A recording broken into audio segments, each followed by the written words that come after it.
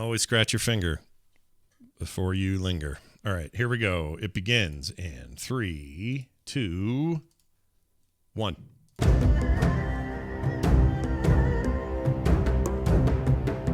Welcome back to There Will Be Dungeons at therewillbedungeons.com. We're going to play D&D, and we're going to do it with me, Scott Johnson, Kyle Ferguson, Kristen Ashton, and of course, the one, the only John Jagger.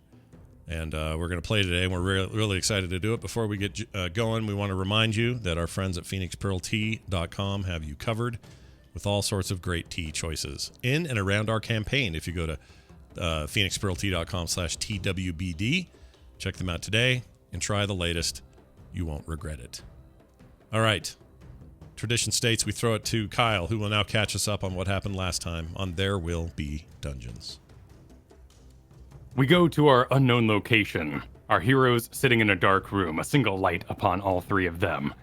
A voice rings out. So, tell me what happened in the bronze operation in HMR. Well, I don't think I'm supposed to talk about it, but in general speaking, we were sent to investigate a series of wells with other Bronze Leaguers, as there had been reports of monsters from the Underdark coming up. We went down, we investigated, we took care of it, and we even found a secret dungeon hidden underneath the tunnels that led back to the Temple of Palor. Now it's getting good. You silence. This is an inquiry. Splendor Belt. Why did you open the dungeon under the temple? Because at first not on purpose. It just opened up into temple and everyone pissed. It was not supposed to be there. They did not know about it. Neither did we. But And we fade. Oh, there you go. Returning to our present time. Grinkeeper, you awaken early in the morning. It's about 5:30 to the tapping on your head from your bunkmate. Your upper bunkmate? Your above bunkmate? Your bunkmate is tapping you. What time is it? It's 5:30. You gotta go. Oh, God, I'm gonna be late again. Yeah. And Grinkeeper will get out of bed, making noises, tripping on things, trying to be quiet, but things spill and make a clatter and everything. And then she'll toss paints to her friend. Go, paint me sick in bed. I promise, it'll be cool. What? Paint the bed? Yeah, paint my face on a pillow and cover it with the blankets. It's fine. Just trust me. Okay. What do below the blankets? Just half my face on the pillow and then pull the blanket over the missing part. Marguerite Dupayton begins her work. And as a bit of an artist, a seamstress, she does a pretty decent job. Now, this, of course, is our magical paints that you bought from the store, which are called what's the name of them? Nolzur's Marvelous Pigments. The Marvelous Pigments. And using these marvelous pigments, she paints, well, let's see, a decent version of your face, which as she finishes and kind of pulls the blanket over it, going, okay, kind of, and bubbles and inflates into a sort of dummy of Grinkeeper's visage. The hair, which was originally kind of like just stringy little lines, goes and pops up and lays across the bed. Oh, okay. So, you're sick again today then? Yeah, and if she needs to check, just let her look through the door. Don't let her touch the bed, though. Okay. All right. Well, good luck in your mission. Thanks. Something big's going down, okay? Just trust me on this. I will think of something better, I promise. You gotta go. Yeah, I gotta go. Okay, bye. And you head out the door. Or, well, you head out the window, as you often do. Climbing down the scaffolding that holds up some vines. And as you make your way through the courtyard, I want you to make a stealth check.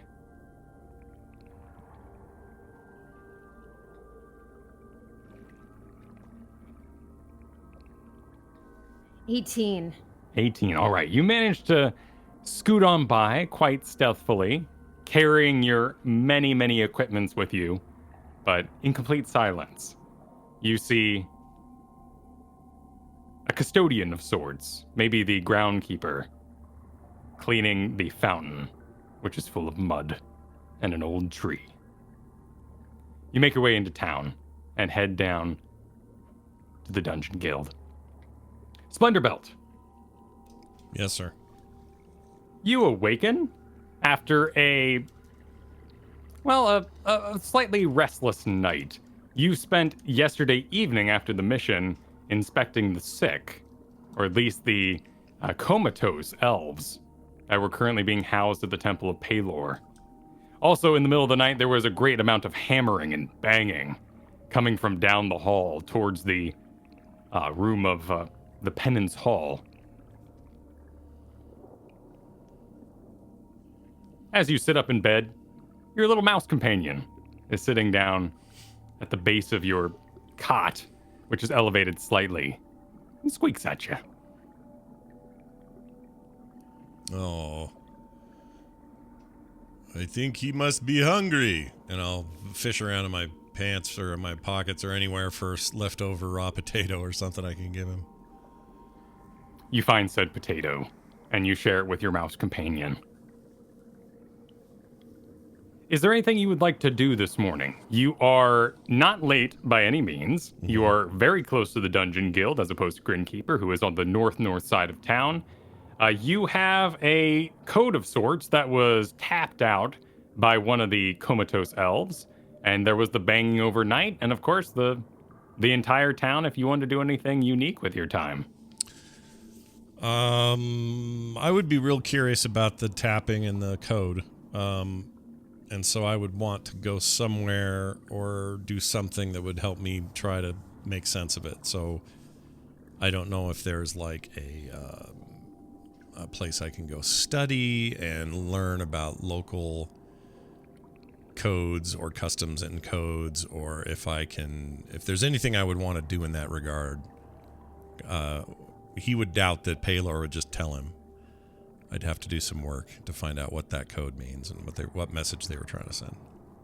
Okay, cool. You could, let's see. You have a passive insight of 14, so a couple of ideas come to mind. You know, you could go to local guardhouse and maybe inquire there if maybe there's some military men about who might know the code itself. You've also got access to the bronze library for bronze rank and above at the guild itself, where you could do some book research. I would probably opt to do that first, and then if that runs dry, I would try the more, the personal approach of trying to find somebody who might know or have a tradition in it. All right, sounds good. You head out your door, and as you exit, you are immediately crossed by a couple of burly folk carrying timber to the back, carrying these large wooden planks, and they make their way back down this sort of dormitory hall, up and around the corner, heading towards that penance hall.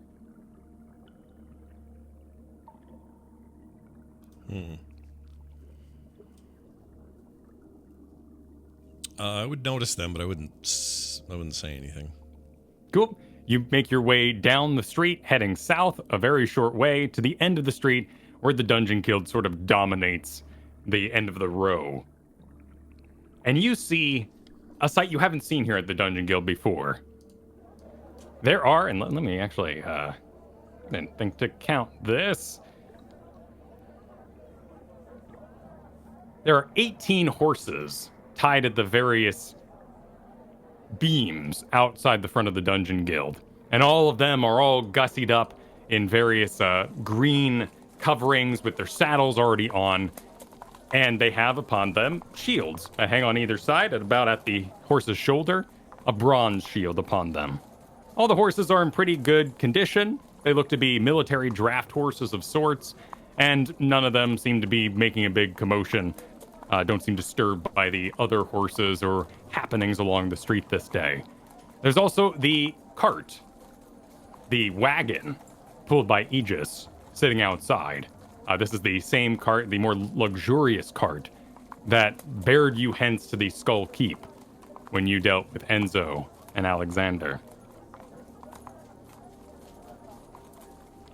And As you approach the dungeon gate, go for it. I was going to ask if I have any.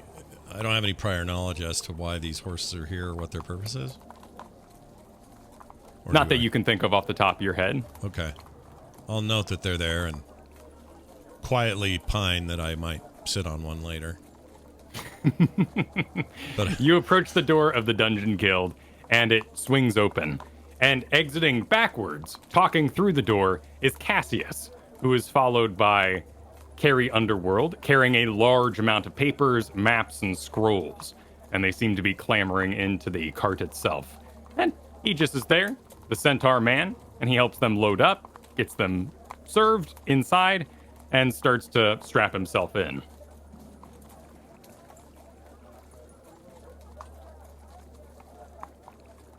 okay.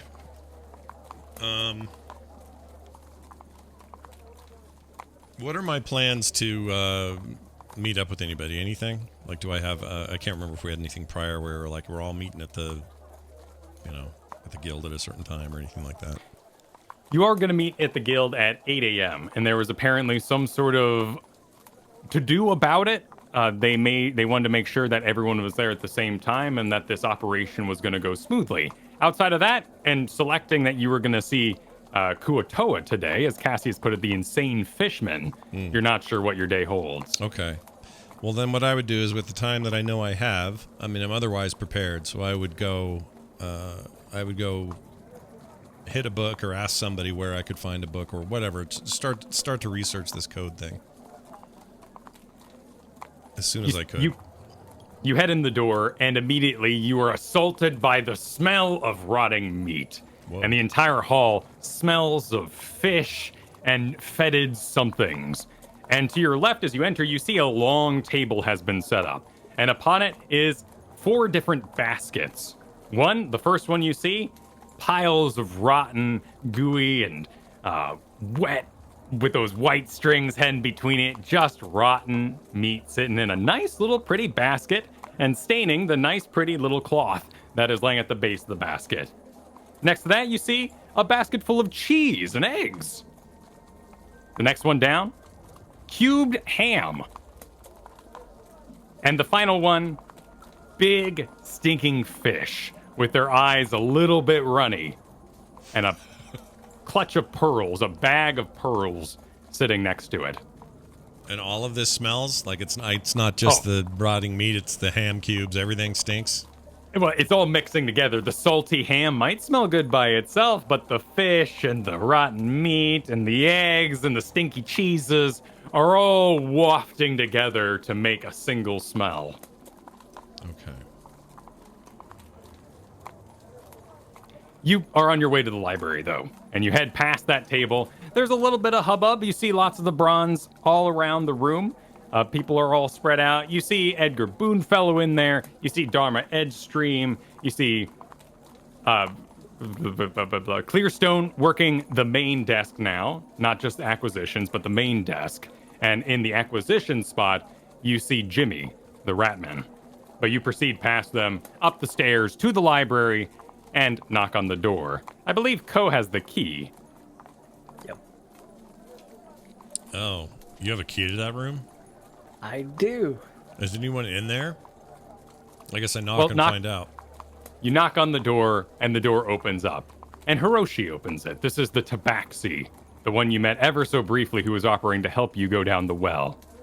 Okay. Ah, a fellow bronzer. Do come in. You are most allowed. All right, I'll walk in. He throws his scarf over his shoulder as he turns around, nearly hitting you in the face with it, and gets back to his own book.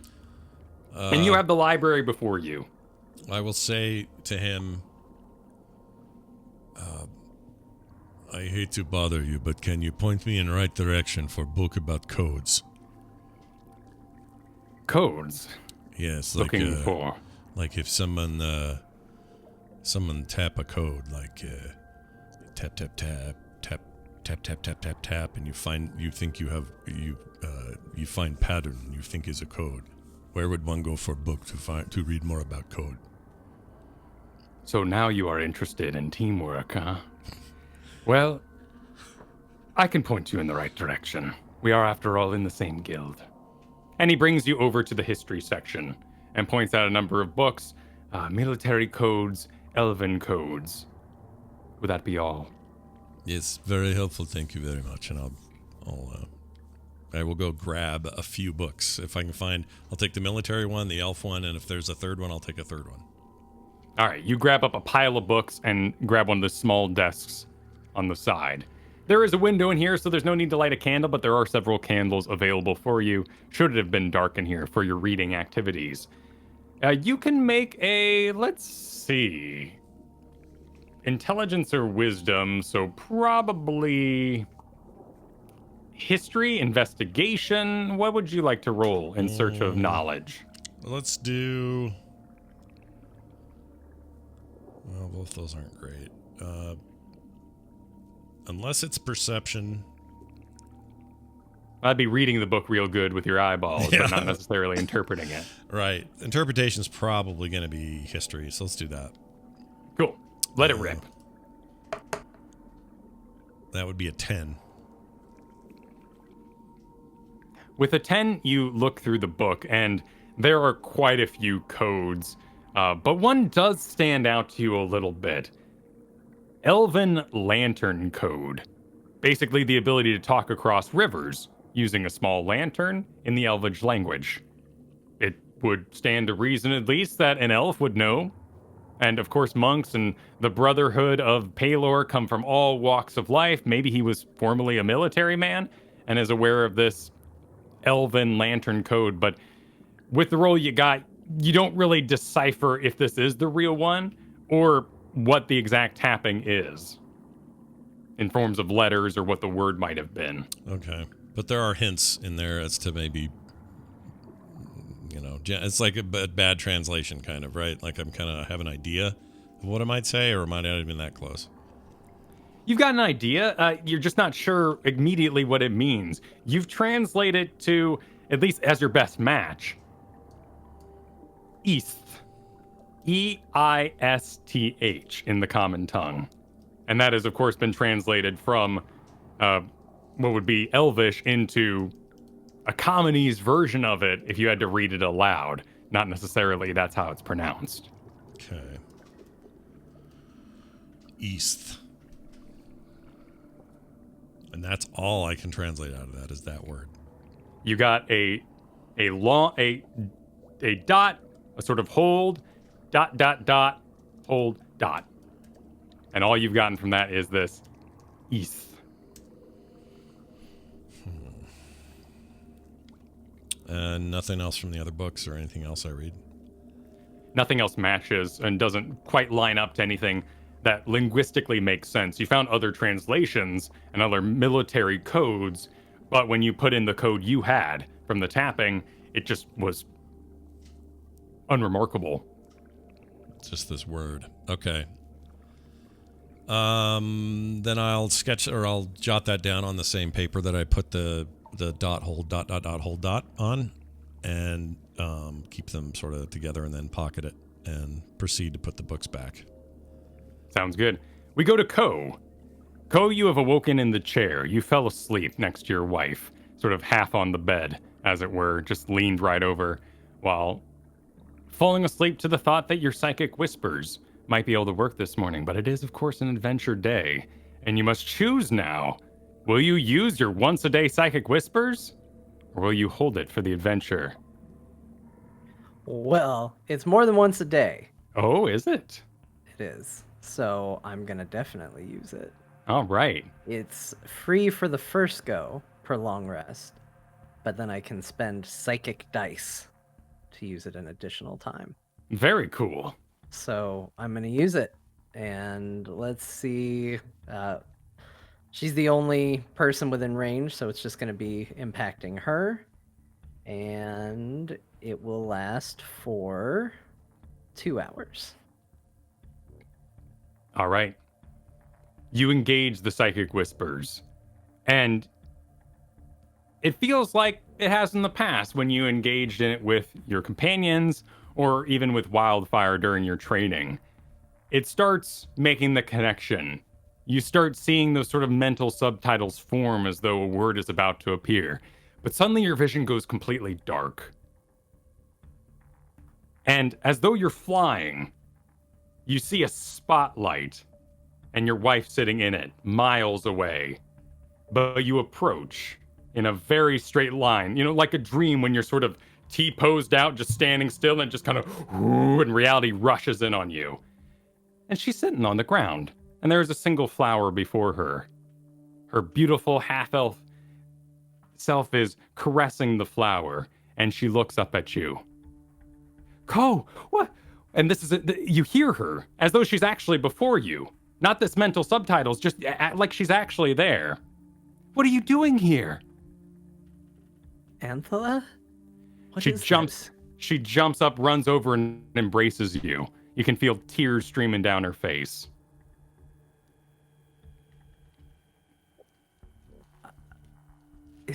Is this real? I don't know. This is all I've known for.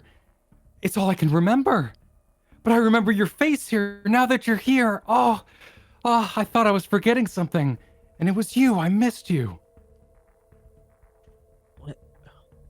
What do you remember? It's been a long time. You start to hear it growing, this drone in the background. Just starts as a light sort of, and it starts growing louder and louder as it starts to dominate the conversation, like you're at a club and you're trying to have a conversation while dancing, but the music just won't shut up. She's, look, listen, you have to go. You have to go. They'll know you're here. I'm keeping things safe by being here. What does that mean? Who's keeping you? I've been trying to get you out. Listen, I have figured out that they just want me. They just want me. Everyone else in town will be safe if I stay here. And the droning's growing, and as you look around, you can see sand blowing about your feet, and the area around your view of this darkness begins to start to expand, and you see these great dunes start to appear, and they seem like they're moving. The wind is pushing in all directions, closing in on you.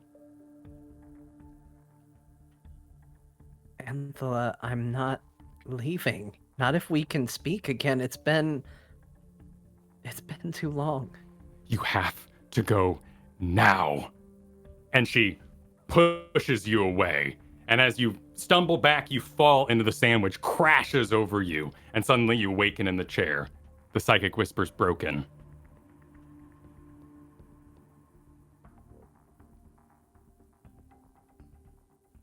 Ko will just sit there for a long while, trying to get a sense if it was real, if it was a dream.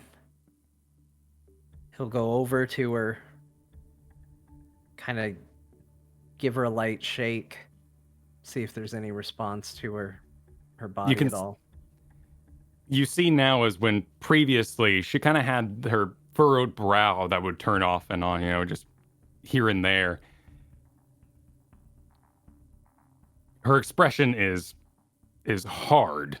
It's like she's concentrating, and you can see her fists, instead of just sitting limply in her comatose state, her fists are balled up on her chest.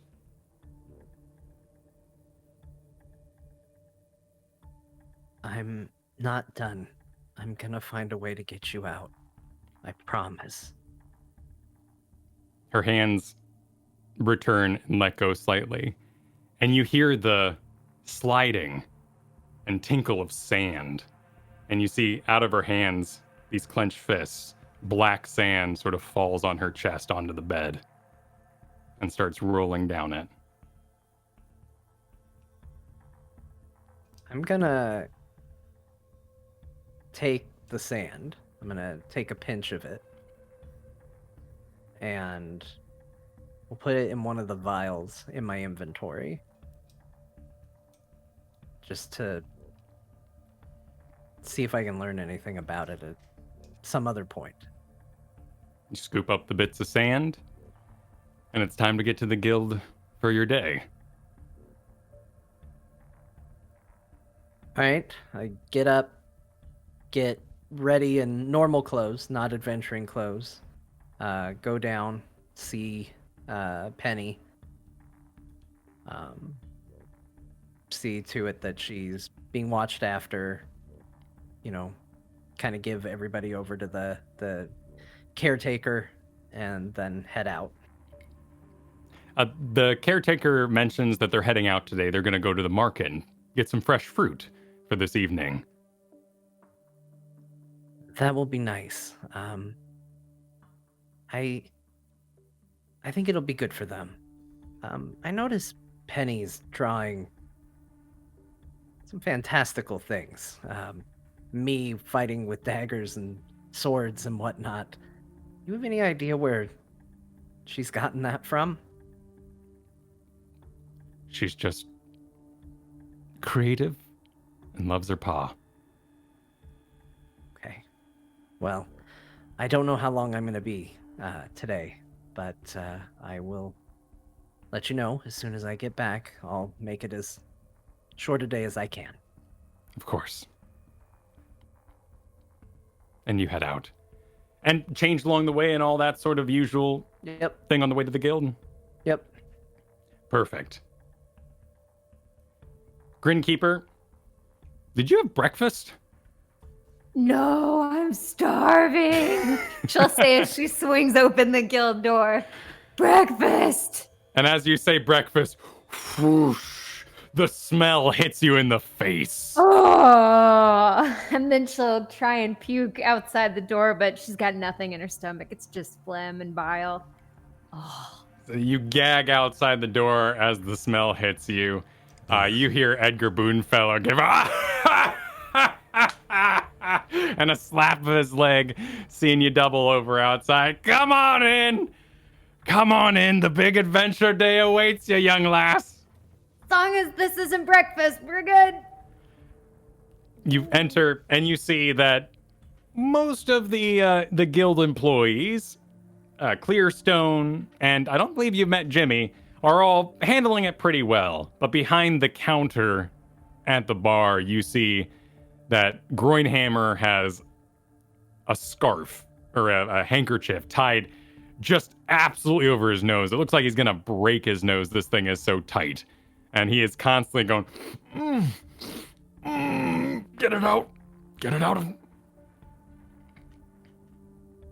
You see Splendor Belt heading down the stairs, coming from the library, and Co appears soon behind you. Oh, hey everyone. I'm about to have breakfast. Do you want to join?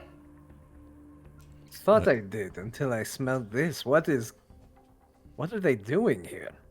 Grinkeeper will shrug her shoulders. There's no way they eat. This is food they eat. It's gross. The clock tower outside chimes to 8 o'clock, and as it does, the Ratman kind of, with a dexterous purpose, one arm on the table behind his counter, swings himself over the top and goes, all right, everybody. All right, everyone. Look at me. Look at me. Look at me. Everybody. I want to see everyone. I want to see Viper Gang, Brigand Patrol, Darkest Delvers, First Sons Brotherhood, and 5 Emissaries. Everybody with me. And he kind of heads and beckons you all over to the stairs where he, climbs up a few steps and addresses. Okay, I'm sure you've all smelt the smells. This is an all-bronze operation. Today we are investigating the various elven ruins in the area around Aetmer. You all have your assignments. Viper Gang, you have been assigned the goblins. Fetid meat and climbing gear awaits you. These are, of course, baskets for friendship. Friendship, 5 Emissaries. First Sons Brotherhood. Friendship. Need I read from the book of Barbarous Sentience by Duncan Cover? Yeah, what? Friendship?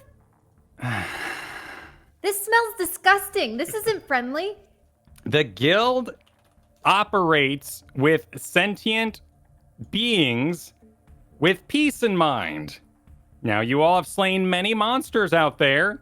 I want to remind you today that this is a message of peace. We are looking for ruins of elven nature that are occupied by sentient races. Please be kind out there. You are representative of the guild. We do not wish to cause future issues in time.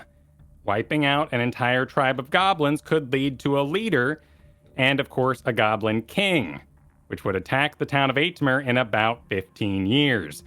We want to avoid these sort of situations today, all right, everybody? Any questions?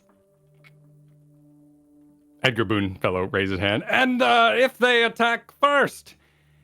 Edgar, if they attack first, you may defend yourself, but we ask that you leave and assume the peace talks have gone poorly. Wait. Yeah. Leave. How many alive? Or leave the location. Excuse me? You said leave. Do we leave a certain number alive? Or do we kill them all? Or do we come back and just leave the location? If it goes poorly, of course. That is why you're being provided guild horses today. You will all be taking the horses outside. There is one for each of you. If you need to leave or bail, and he makes little air quotes, you can do so on the back of the horses. Please bring them back. They are, of course, on loan from the city. Any other questions? All right. Kobolds, stinky cheeses and eggs. That's you, Brigand Patrol. And they go, all right, soup. Yes, yeah, okay, thank you, Brigand Patrol. Thank you. Jimmy the soup. All right, everyone, please. Thank you, Brigand Patrol. Thank you. First Sons Brotherhood, you are seeing the Bullywugs today. Cubed ham and hats. Hats? What kind of hats are these? Grinkeeper doesn't say this aloud. I'm just curious. You look over, and as they reach their basket, they kind of pull the cubed hams up, and you see a bunch of wet, sort of straw hats underneath there, covered in meat juices. All right, and the Darkest Delvers, you are the Kuatoa. You have Stinky Fish and Pearls. Okay, inside each of your packs, you will also find some translations of their native languages. These are, of course, directly from the guild and the Duncan Cover representatives. Please make use of the translations for your peace talks as you look for any evidence that can help us here in town on our current mission. Thank you. Good luck on your missions. By the way, Cassius and Carrie Underworld are currently out. They are heading to the Guild Academy to talk with the divination experts about what we should be doing into the future. I will be in charge of the night shift as usual, and Clearstone will be in charge during the day. You're all dismissed. And he heads back to acquisitions to take his spot.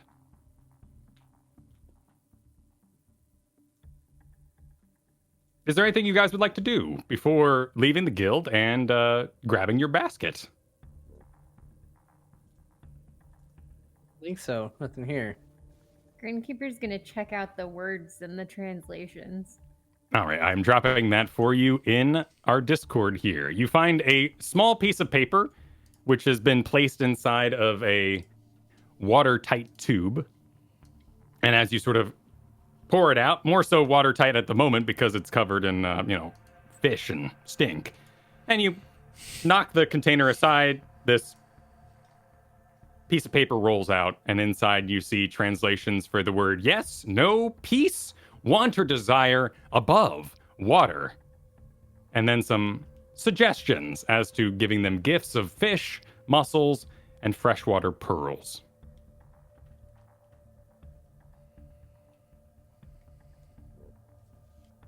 Well, this is going to be a strange day. It should be easy. It's going to be nice to, for once, not have to fight for our lives. At least I think so. Yeah, that's a good point. Who is carrying fish? Let Who me will, say that. who will put fish and pearls in pocket? Well, it's a whole basket worth. I mean, we're talking, like a classic Little Red Riding Hood sized contraption. Okay, who wants to carry this? Because Pretty big basket. I PU. think maybe it should be somebody who's strong, capable of lifting heavy things for a period of time. Grinkeeper completely missing that this is probably indicating Splendor Belt, looks stoically and goes, yes, I will do it. hey, no skin off my nose. You take it. I'll let her take it. Splendor Belt, I just want to make sure you are on board with the idea of this being a peaceful negotiation. Yeah, yes, but we take weapons, yes? Yes. In case, we I will mean. have Oh, weapons. okay. Well, as long as we have backup, I am good. Side note, we need to go pick up our weapons and our armor. Yes, we will do that. We'll assume you guys grab all those things from Arcane to go before you leave town today. And you'll already see them updated in your actual sheets as well. I put them in there over the weekend. So we should be all set. If you didn't miss anything, just let me know and we'll get that added to your sheets. Are you guys ready to head out? Yeah. I think ready. so. Yeah. As you all grab your basket and head for the door, you hear, wait!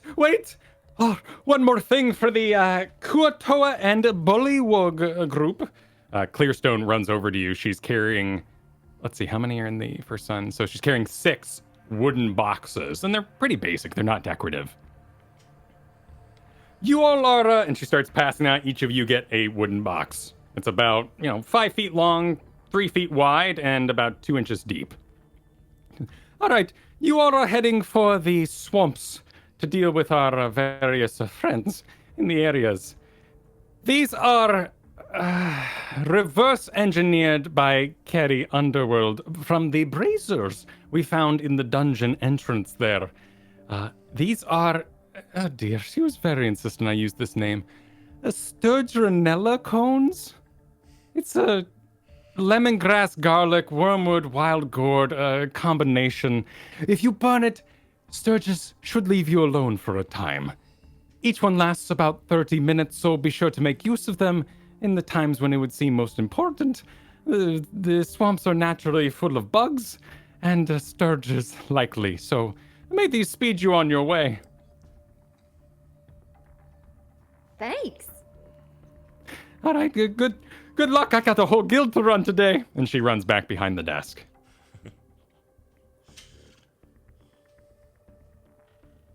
And you all head out. You go to Arcane to go pick up your various items.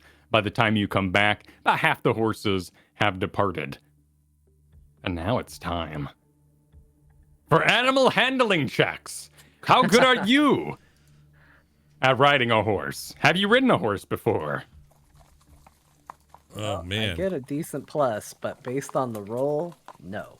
Grinkeeper, you roll with advantage. Thank goodness this first one's a 1. Wow. I got a 5. 6. I did all right. I got a 19. All right. I love the true nobility. Splendor With it, Belt. big time.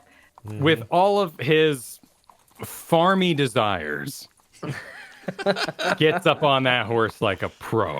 One big leg swing. Of course, the horse, gives a little as the weight of all that armor and items hit him. But you are riding your horse like a pro, and you are ready to go. Okay. Ko, you jump right on up, and, the saddle isn't exactly made for satyrs, and you slide right on down to the ground. I Seems- let everybody know as much. This saddle is not made for my people.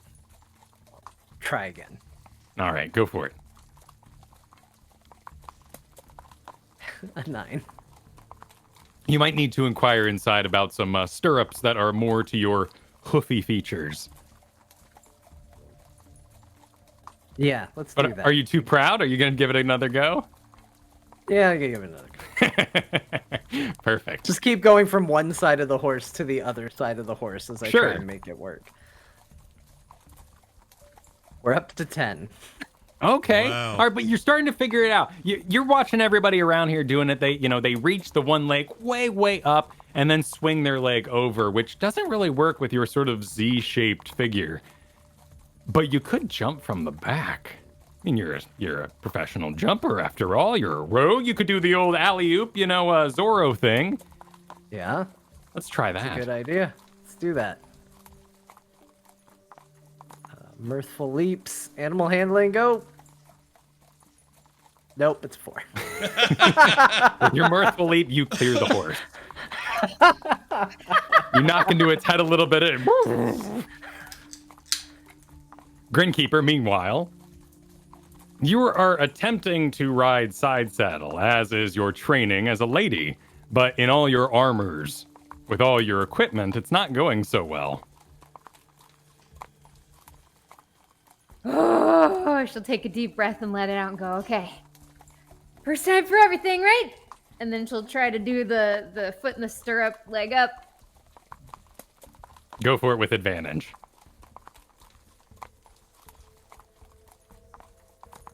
Oh, 19. Nice.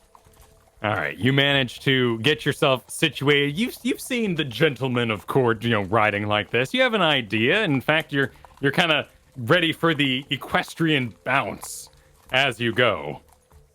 With a 19 ready to rock. Ko, you're the final one. Everyone else is on horseback. Ko goes up to the front of the horse. Kind of grabs him gently. Okay, horse. Listen here. I understand we are having a bit of an impasse. I am not one to normally ride, and I don't think you have many satyrs riding you. So, we are going to have to power our way through this. And try again with a 19. All right. You manage to find a position that works. What you end up doing is crossing your legs at the knee to sort of make a scissor-like contraption. And then by putting that around the horn of the saddle, you're able to pull off sitting on the saddle without too much wear and tear. But of course, that does put all the weight right on your tailbone. At least I am up. I can't say it's going to be a fun ride. And we head out. Everyone ready? Yep. Yep. Let's rock it. All right. Splendor Belt with his beautiful 19 heads down the street looking regal on horseback, as though he always was supposed to be there. In fact, somehow we ended up with everybody with 19s by the end of this thing, so it was a bit of an ordeal. But everyone looks real good heading out of town.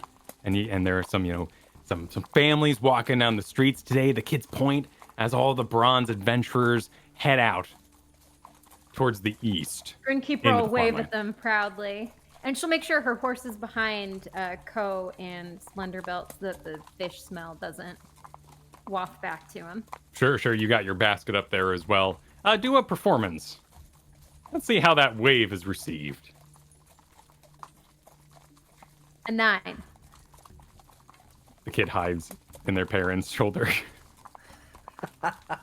But, kids, they're scared of things. Not a big deal. Not disturbed for the day or anything like that. People go about their day.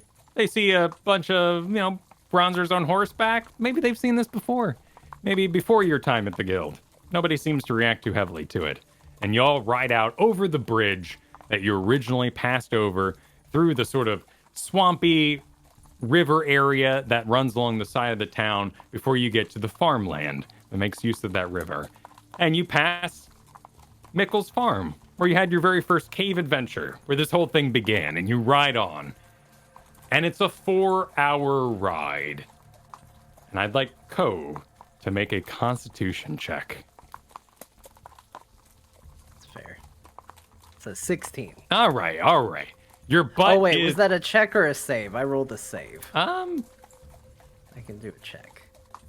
Actually, it would have been exactly the same. So okay, cool. As long as it's... You're fine. You are, ringing, what would you call it? Needles back there? Like, it's asleep. Your butt is very asleep. But you're in no pain and no risk of exhaustion or anything like that. That will, outside of being a little stiff at your arrival, it won't affect your overall day.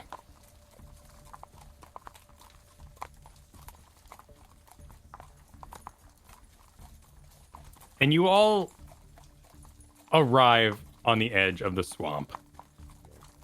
Getting past all that farmland, eventually it starts to head downhill a little bit. You see the lake shimmering to your left, out in the distance. And as you sort of meet with the ground level of that lake, it gives way to the sort of boggy freshwater area. Looks a little bit like Florida if you've ever been there. But if you haven't, well, it's full of trees and you hear a lot of bugs going.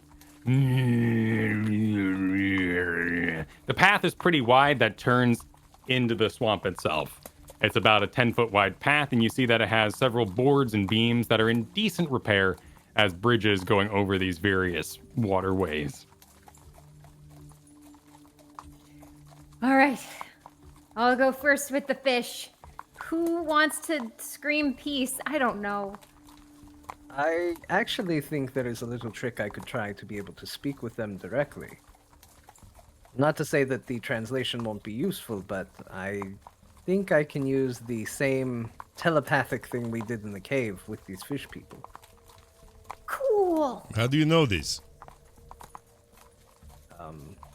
Because I'm psychic. I don't understand how Goatman works, so you do Goatman things, and hopefully that's it.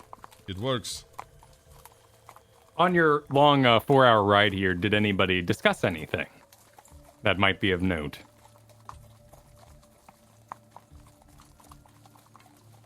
You know, I would have asked if that pattern was familiar to anyone else. Just this, just keep asking quizzical questions about these thing, and I'll pull out my sheet and, explain the dots and the holds and all that, and just see if anyone knows anything, or if anyone's heard of the term. What was it? Queef. Oh, sorry. East. East. What? It's an important term to know. I've heard of this. I don't know many details, but I've heard of it. Sorry. I keep wanting to put a Q there. East. Us DMs work so hard to make sure things don't rhyme. And sometimes we just, You did a good job. just don't think of everything in advance. I was all tabbed out of it. And so I would ask about that, or if anyone's heard it, that it's translated from Elvish to this sort of commonish version, blah blah blah. Just see if anybody, either of you two, would know. Well, Grinkeeper speaks Elvish. Oh. And Grinkeeper, I would like you to make a what should we do for this? What would you like to do? Translation. We can do intelligence. We can do... It's probably an intelligence. Probably an intelligence. I know that's not your best, but... That's fine. Saving throw? Just do a normal roll by clicking the top intelligence there. That rolled super well because I have a -1. A 17. Nice. Okay, you know that this east word means funeral. But in more particular, it means the dirge, the song that goes along with a funeral. Grinkeeper will absent-mindedly be listening, and then she'll kind of pipe in, "Oh, that one? Yeah, I know that one. Funeral. But not any funeral, you know? Dirges, those songs. Yeah. Where'd you hear that?"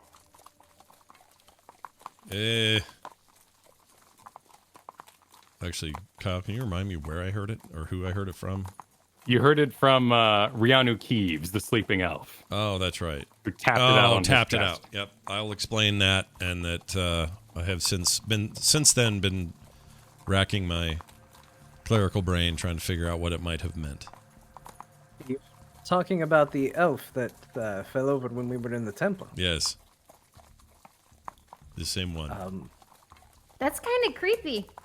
Wait a minute. What is wrong with him? Were they able to revive him? Not yet, but while he is out, he is tapping this message. And we are having hard time figuring out what it is. I spent time in books and only found this one word. But the clerics there, they have tried to heal him, Yes. and he's not responding. It seems not initially, but perhaps with time. But we had to go to get Fishman.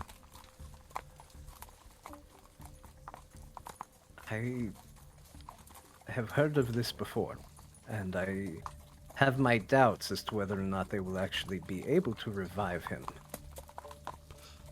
Do you think when we get back I could check in and just observe? Yes, but what do you mean he's not going to make it? No, I'm sorry. Not that he will die, but I know of a similar case where the person was not able to be revived, even through the magics of clerics and all of that. Ugh. There was no tapping, though. No messages. This is the first I've ever heard of that. It is, to me, it seems like he is trapped, and only way to communicate is to tap out message and try to communicate with us. Well, maybe not the only way, but first let's focus on this for now. Okay. And then question for the DM, was that word modern common elvish, or would it have been an older word? Like an English Shakespearean, like a doth or thee. We still know what that means, but it's not really used. It would have been a high elf conjugation, so it would have been older, but not necessarily ancient. But of course, as Splendor Belt is describing here, this is a word that is being communicated by someone of middle age, elven lineage and part of the Palor Brotherhood.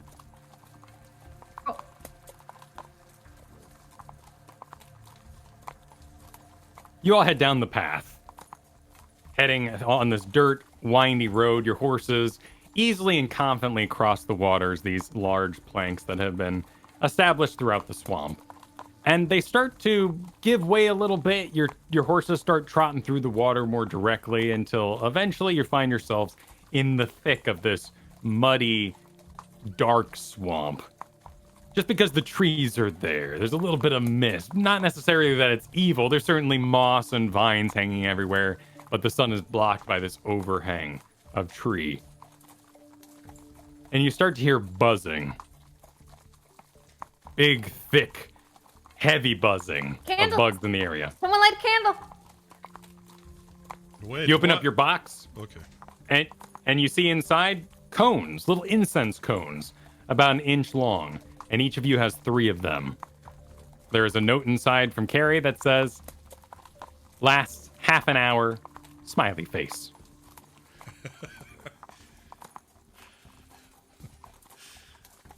Emotes in the world of swords and sorcery.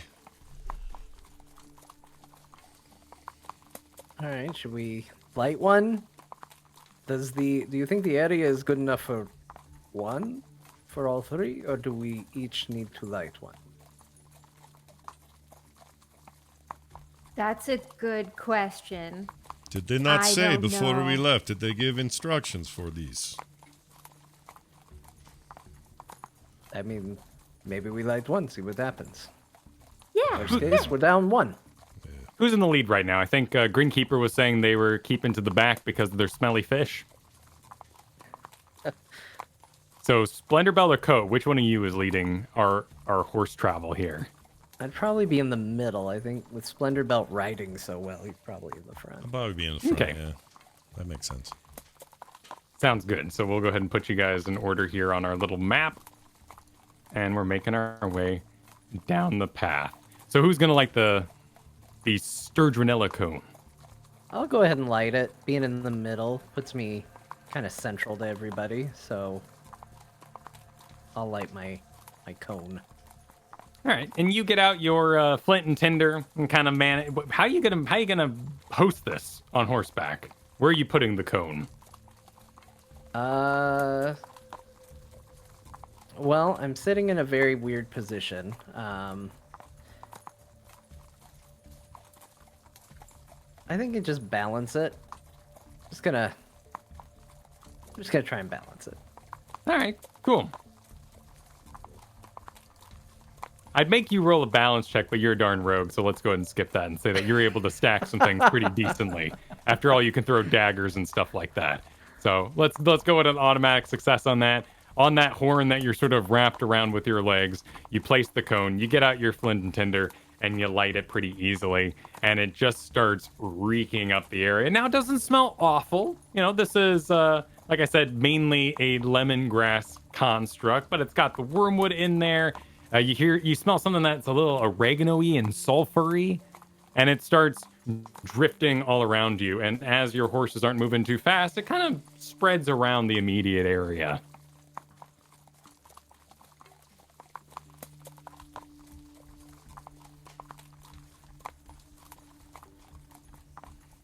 You proceed for some time. Splendor Belt, roll a perception check. Can do. In fact, everybody roll a perception check. That would be a 12 for me. A 21. 15. All right, Splendor Belt is enjoying the views, trotting out ahead, having a grand time. As the road, or this pathway through the swamp, wiggles about, you sort of pass on, or approach on Splendor Belt's left for a moment as the path starts to angle out again and go straight. And you see a big old sturge has snuck onto his horse's butt and is sitting there slurping away. He's completely oblivious to this. Probably the clanking of all my armor and maces. Yeah.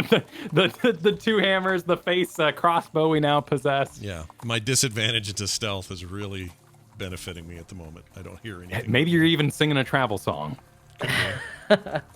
You're also wearing two holy symbols now. Your big, giant, clock-sized one, and then the amulet of the devout you were given by Brother Maynarch.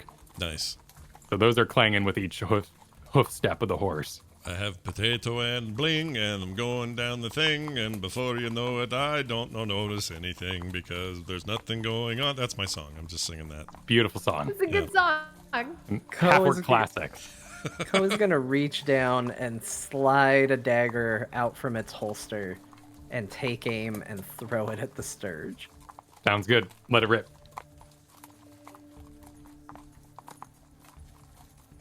That is an 11. Do I have advantage as a sneak attack? Yeah, it wouldn't be aware of your presence. Let's try a better one. Let's do a dirty 20. All right. You throw your dagger, and it pierces straight through the sturge and pins it to a nearby tree as you pass by. Nice. You see a little of horse blood pop out as it is disconnected, and then it on the tree there and kind of its digestion juices.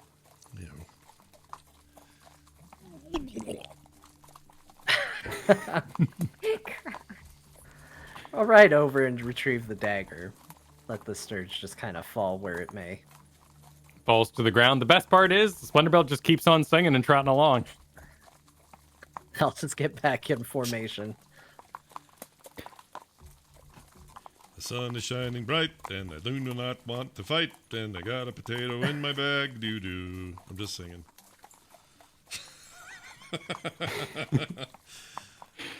And as you sing, Splendor Belt being out in front, you see a head pop up through the thick of all these vines and these trees and these weird little thorny bushes.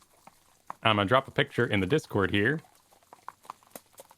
A head pops up out of the bush. You see a large leaf that has been folded in half like a hat with a string that runs down around and connects under the head.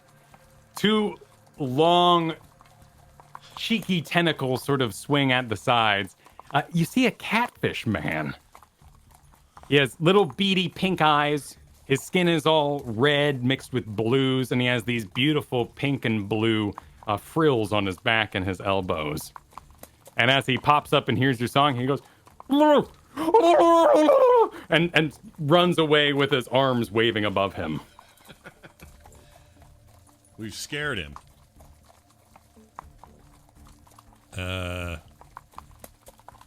Wait, we come in peace, Fishman. Fishman. Wait, I know peace. Bob, yell that. I don't know what you said. You yell it louder than me. Bob. You can see him in the distance a bit. He's out about 150 feet, running through the woods or the swamp here. You can still hear him splashing as he goes, and he goes, "Grrr, grrr."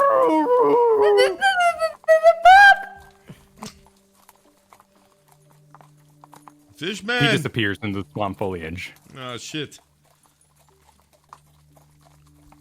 This is no good. I don't think first contact went as well as it could. No. What do we do now? Apparently, we leave. I think we carry on. It's just the first. Okay. Maybe there will be more. Oh, yeah, they did say they were a people of sorts, right? At least we know we are in the right area. Looking out ahead, you can see that the foliage and thickness of the swamp gives way. And even though you're still on horseback, you can see the light coming through the trees. And you see almost a sandy beach, which you can assume is along the side of that lake you saw earlier. Ko, you're able to pick out with your advanced perception. You're able to see little huts that have been constructed on the beach. And there seems to be figures mulling about from the water's edge. I think we might have even found that little village. I think we should leave the horses behind. Definitely go up. Maybe a little less threatening than 3 people on horseback. Okay. Cool. We don't own these horses, so we have to be careful about, can't just leave horse. What if this is tricked by Fishman to tell other fish to come take horse when we leave horse? I mean, we can bring the horses. We just shouldn't be riding the horses. We want them I to look see. friendly. I see. Put on your biggest, friendliest look, Splendor Belt. I can do this. And I'll straighten up and grin wide and pop off to the side of my horse. You do so.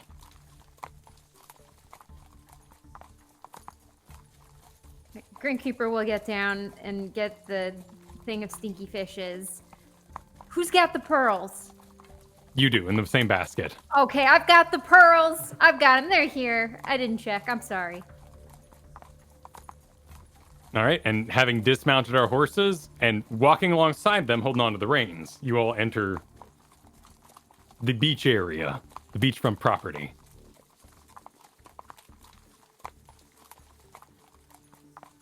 All right, let's make some performance checks for those of you with the standing up straight and the great smiles.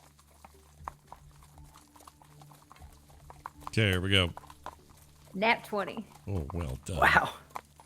A 9. Oh! It was going to be a dirty 20, but it rolled and made it 2. Gosh dang it, dude. It was right on the 19. It was hovering there. Frick. This fits, though. Like, Yeah. that's no accident. You know what? I'm going to... This is the time. This is the time for it. I'm going to use Psy-Bolstered Knack to try and enhance my likability here. We'll get it up to an 11. And it only expends the psychic dice if it succeeds, so... You'll have to tell me if that expends a dice or not. Oh, but- that's an interesting thing. Yeah, I mean, so you're successful, but of course not wonderfully successful. That's interesting. I'll have to think about that as a feature, because I totally get if like you're gonna fall down a cliffside and you want to grab onto the edge of it, you might want to be like, oh, I did it. But in the situation where you kind of can do it sort of or all together, that's an interesting thing. So It's a weird one. I will say it's expended, but you have now gone over sort of the halfway point and you're in the positive territory. Sweet. So, Not awful. I'm okay. Splendor Belt reminding everyone of the scene with the Beast in Beauty and the Beast where he tries to learn to smile, walks into the beach area. That's a good one. I just saw that the other day. It's the stupidest face. You see out ahead of you some 15 of these catfishmen. And they're all, they're wearing leaves and loincloths. They have their great big sort of banana leaf hats that they've made. Some of them are working on simple looms. Some of them are smoking fish by a fire over a little construct.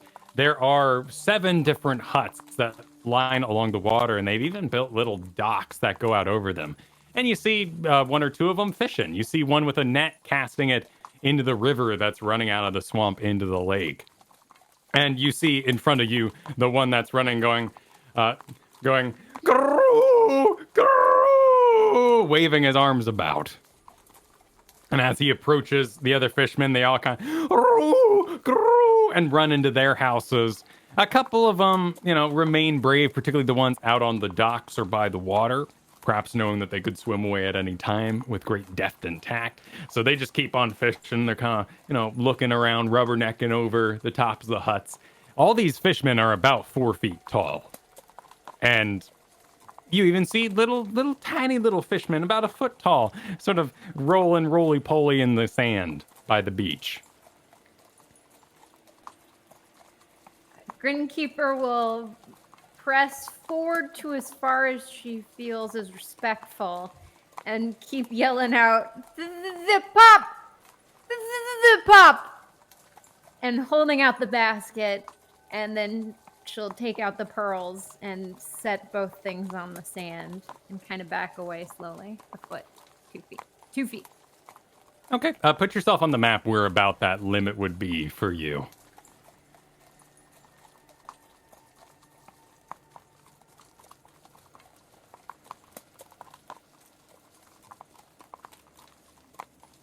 That's right. where she would settle. Cool. So about 20 feet from the first hut that you would come across out of the path, you place down the basket of fish, you sort of remove the bag of pearls and place it next to it, and back up. And one of these catfish men who's working the fire and smoking the fish kind of and moves away from his fire and starts to approach, and circling around so as to catch the wind off the basket goes, "Oh, and sort of like he's grating the air with claws, is pulling towards him as he says this. The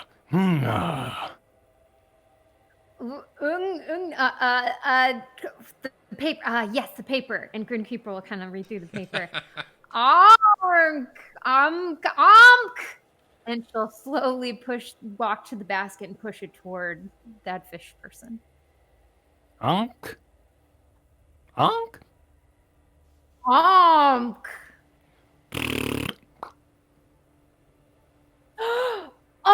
Oh, and then Grinkeeper will look back at Cohen's Splendor Belt. I was mispronouncing it.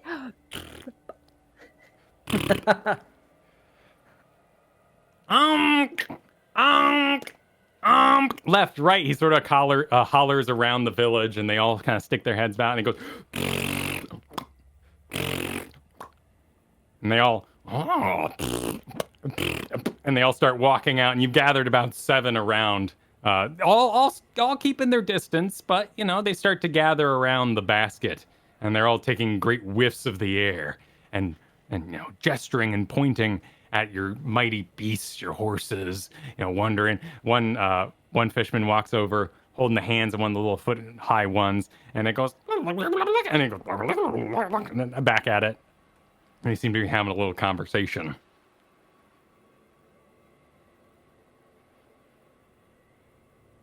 I think this is going really well. How is it that fish man want to eat fish? Seems like eating your own kind sort of deal going on here. Fish eating fish. This seems weird to me. I think you're doing a generalization. It would be like them saying, why does somebody made of meat want to eat meat? Yeah, but not same meat. If I was eating you, I could understand, but this is fish, and these are fish men.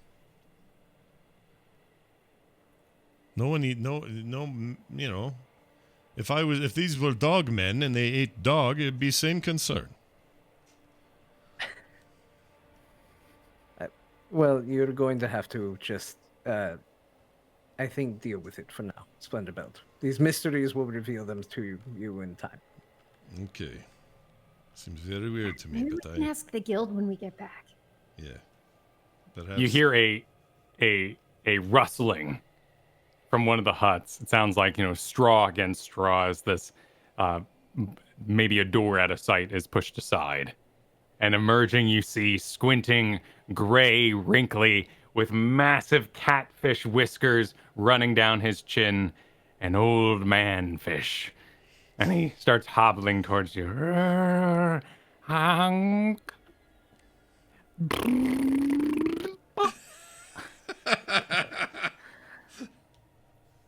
and they all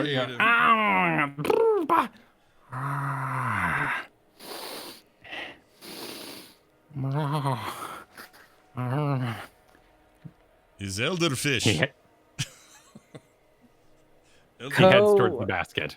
Ko seeing what he was looking for, which was someone who might be an authority or a more revered fishman, is going to target him for the psychic communication ability. And I will expend another psychic energy dice to do the telepathic whispers to him.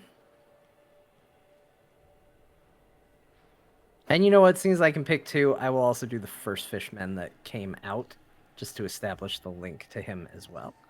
So we'll get the old elderly one, and we'll get the braver of the fishmen all at the same time. And that Okay. is 2 hours now that I can communicate telepathically with the two of them. Choose a number of creatures you can see up to a number total. Okay. So it doesn't say, like a spell, it doesn't say they have to be willing. It can just happen after you've selected them. All right. You have established a connection. What do you say? Ko would make a big show of it at this point to try and illustrate that he is doing something, so it isn't just a voice popping into their head suddenly. And he would kind of do the Professor Xavier hand on the head and kind of put his hand up. And for now, he would only be communicating to the elder fish person. And he would just say, "Do not be alarmed. We are here in peace." He drops his cane and grabs his head. And he falls to his knees and starts banging his head on the sand. Nope, stop. It is okay. Do And not be alarmed. You see in those subtitles, darkness, darkness, a god appears, darkness, a god. What's darkness? It's fine. It is fine. Swama! And he starts waving his arms in the air. Swama! Grinkeeper, what does swama mean? The other fish fall to their knees and start doing the same thing. She's going through the paper. Above. It means above. Okay. Swama! Swama! And they start bowing to you. Oh dear. They think you're a god. You do? This is funny. Okay. Look, right now I am only speaking to you. and you can speak back if you simply think words at me. Go ahead and try it.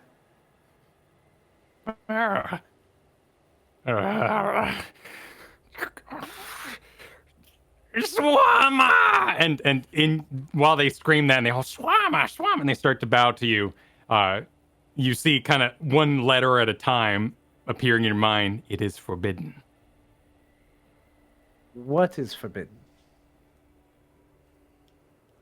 Over all the Swamas, to speak directly with the gods. Well, let me be clear. I am not a god. I am just using a magical means of communication with you, as we simply desire information and peace and have brought gifts for such.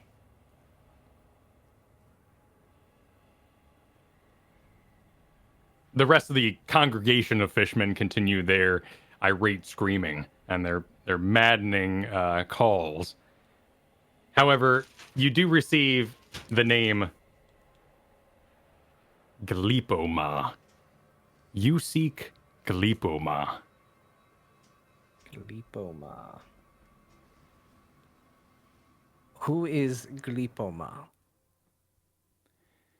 The elder pushes himself up and with a great bow and reverence motions this way and to follow. And you see those sort of this way follow appear in your mind. And as he sort of starts to lead you, he goes, Swama, Swama. And they all keep bowing. Swama, Swama. As though, keep it up, Swama, Swama. Apparently he's going to take us to meet something called Glipoma and wants us to follow. What is Glipoma? I have no idea. Oh, boy. Okay. Let's go meet boy or fish god. Dude, does he still think you're God? Judging from all the bowing, yes, I would say they still believe I am a god. Heh! Code the fish god. And I'll laugh and follow. He leads you over to a hut slightly removed from the others. You have the 7 or so huts that line the water. This one is up towards the forest. And outside of it, you see hanging a number of objects, mundane objects, a spoon, a fork, a hand crank mixing device for baking cakes, all hanging from strings. The fisherman stops outside, gives another great bow, and moves both arms towards the door. Glipoma.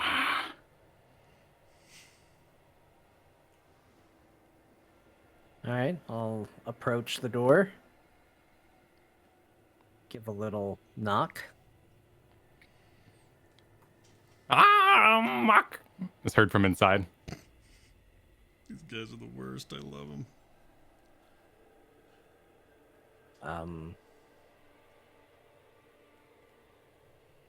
Perhaps that means open door. All right, I'll open the door and go in. A fish man's head, a catfish man's head appears immediately in the door. And it stretches into a smile. And you see all these sharp little nasty catfish teeth. Ah. And there we'll take our break. Awesome. All right, we're taking a break. When we come back, more from Glipoma. Whatever else may hold in store in this building. We'll be right back. Recording again. All right, we're recording. And that means time for the B-side of today's adventure. Here we go in 3, 2. Oh, no, I don't have to count anything down. What are we doing? Hey, Kyle, it's back to you, buddy. The hut entrance is pushed aside, and you see a catfish man about 4 feet tall, wearing a pair of perfectly good workman's pants. Well crafted. He even has shoes on, but the soles are missing. You can see underneath the laces that he seemingly has removed the bottoms, and his little fishman feet are sticking out underneath the visage of a shoe. And he goes, Oh. Oh. Come in. Come in. And he pulls it aside and gestures for you all to come in. Oh, thank you. And Cole will enter. What do you do with the horses? Tie them to the trees outside. That's a good idea. Yeah, is there anything we can tie him to near here? There's a large log nearby that is sitting on the beach. Yeah, I'll hitch him there and I'll send a little message to Grandpa Fishman and just please make sure these animals are not harmed. Oh, Swama. And he turns and starts bowing to the horses. Okay. Right. They're little You all tiny en- guys, right? They're not like our size, so they're not like big old bipedal monster size people, right? No, they're about 4 feet tall. They're, decently robust for their size. They, look thick and hearty. The land has made them so, but So maybe ultimately, they. little. So maybe if they stood all together under a trench coat with like 4 of them, they could maybe ride one horse. Is my point, right? They can't. They're not going to steal our horses. Right, they might be Yeah, able they to try to sneak pick into an them. R-rated movie. Okay. All right. Just making sure. You enter into the hut, and it's a small area. I mean, this is only like a 10 by 10 hut, and he goes back behind, and you see he has a little counter, and he walks around the corner and lights a little candle. And as the room brightens up, you see that he has a line of shelves behind him. And sitting on the shelves, you see a cup, a metal cup. And wiggling out of the top of it are worms. Next to that, a fishing rod. A hand crank that ends in a stone, all made of stone, a hand crank made of stone with teeth, a gear on the end of it. You see a bag on the next shelf down, and it's filled with gold pieces. You can see them glinting in the light of the candle. And next to that, you see a shield made of wood with a spiral upon it.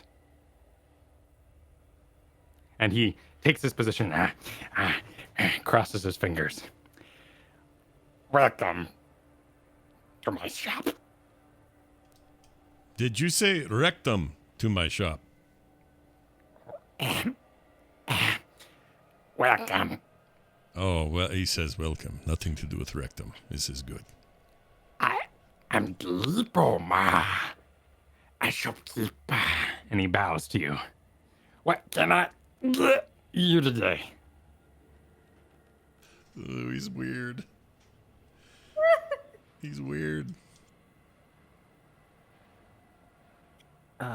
Well, Glipoma, it is good to meet you. We are the Darkest Delvers. We are in the area searching for information, actually. Information. And he digs under his desk and pulls out a small fez and places it upon his head. Information for Bada. The fez has a hole in it. The tassel is all stuck together from years of decay. Best. We have come here in search of ruins. Ancient elven ruins, specifically. My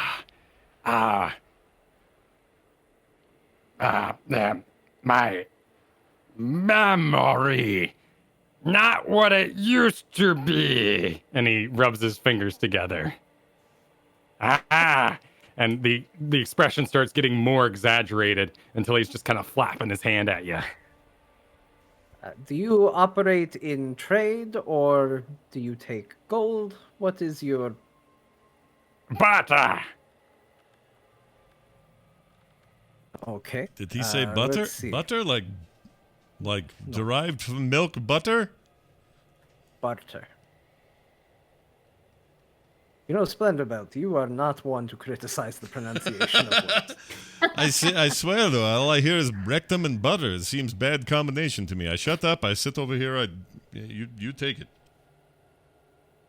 I'm gonna pull out the shovel that I have and show him that. Oh. Is that a big gloop stir, man? It could be many things. For the soup. Could be for the soup. Ah, and he puts his hands out in front of him. Ah, Information. information. Yes. Yes, hammock, yes. Hand him the shovel. Ah, oh, he takes it quickly. And he turns around to his shelf and looks it up and down, realizes there's a spot on the bottom left and puts it on there. Oh. Questions? We are looking for elven ruins. Where they Elven. might be. And he points out into the water.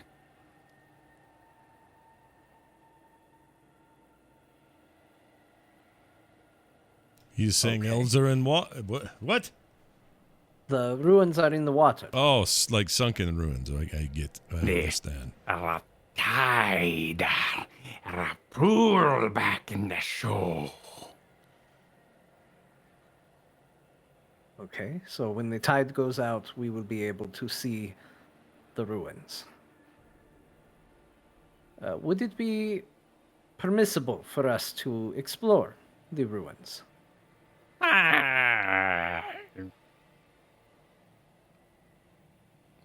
Oh. He kind of thinks to himself. The Questa. Questa. You have a quest. Ah. Your Questa. Anything on my shelf. Anything you desire. If we do the quest, we can get anything from the shelf. Ah, muck. That means yes. Thank you. What is the quest? Big blah blah blah. Big blah blah blah. I don't know what that means. Okay. Ako, a crazy big blah blaps. In the ruin. No come back. You know, crazy beeble blops in the ruin. The classic quest. Yep, just got to deal with the clay. And do you want us to find them? Bring them back? Find a staff. You want us to find a staff? A staff. A girl. Okay, we go into the ruins, we find the staff, we bring it back, and we get something from the shelf. Anything.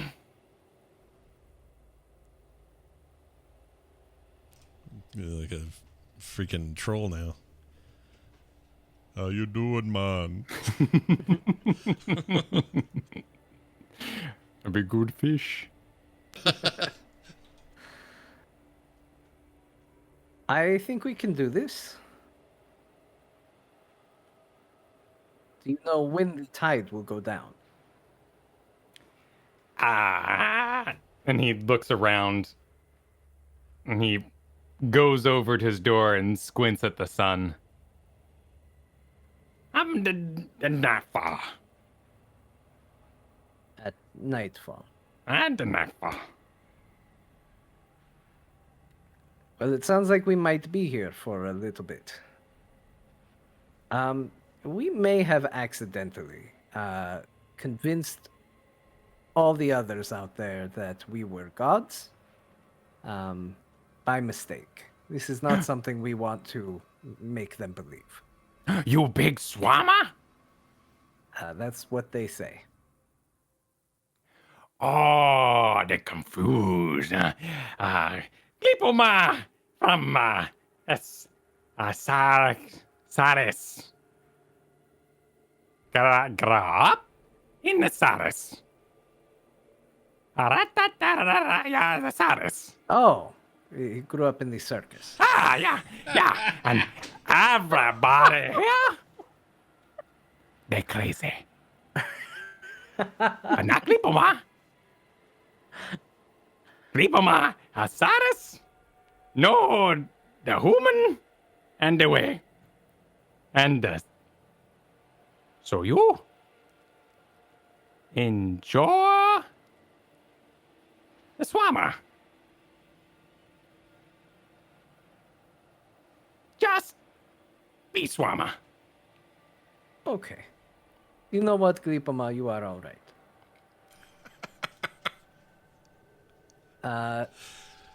Does anybody else want to barter with Gripama? No, this has been great. But do you think we could use our potions instead of waiting for nightfall? Oh, yeah. I don't know if I can stay past night this time. We could. The potions only last an hour.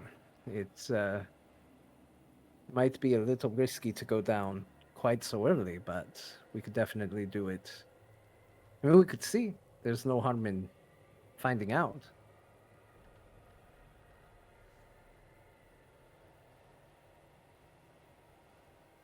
All right, so what's the plan?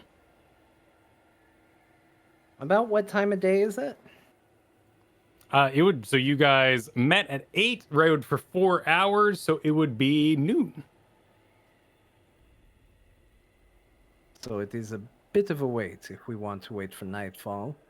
Yeah, you can make a nature check to see kind of what time nightfall might be, but it is nightfall and it is currently noon. But you might get to enjoy the festivities of godhood if you stayed in town.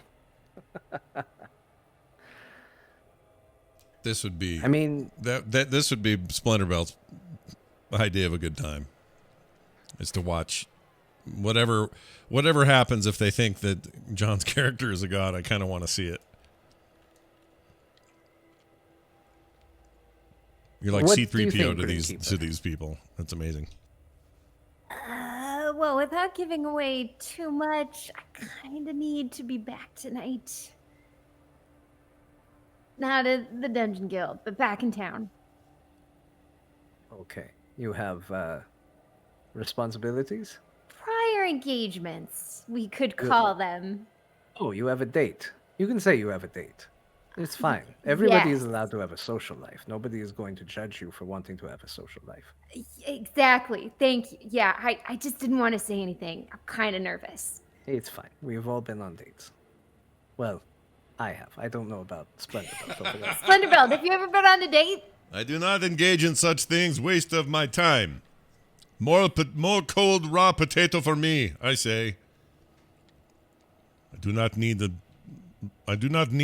warm embrace of another. Forget it. You keep it to yourself. Date each other for all I care. Do not care. Okay, so see, he's never been on a date. But anyway, that's fine. I would also like to be back early. I just am not 100% sure we're going to be able to complete going through ruins in an hour. I mean, we could time it, and if we're not done by a certain amount of time, we come back, and then we could wait for nightfall. It's true. Yeah, we could go check it out.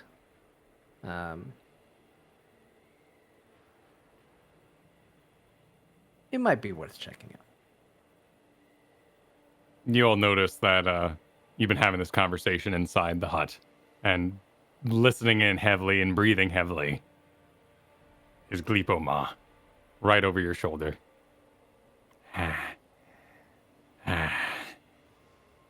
Oh, Yes.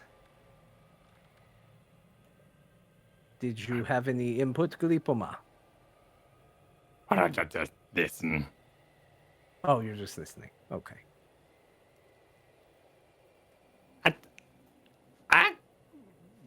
horse? You want a horse? Oh. I don't know. I can't. I take care of the horse. Oh, you want to take care of the horses? Ah. I mean, sure. And as he says it, Ko will hold out his hand. What?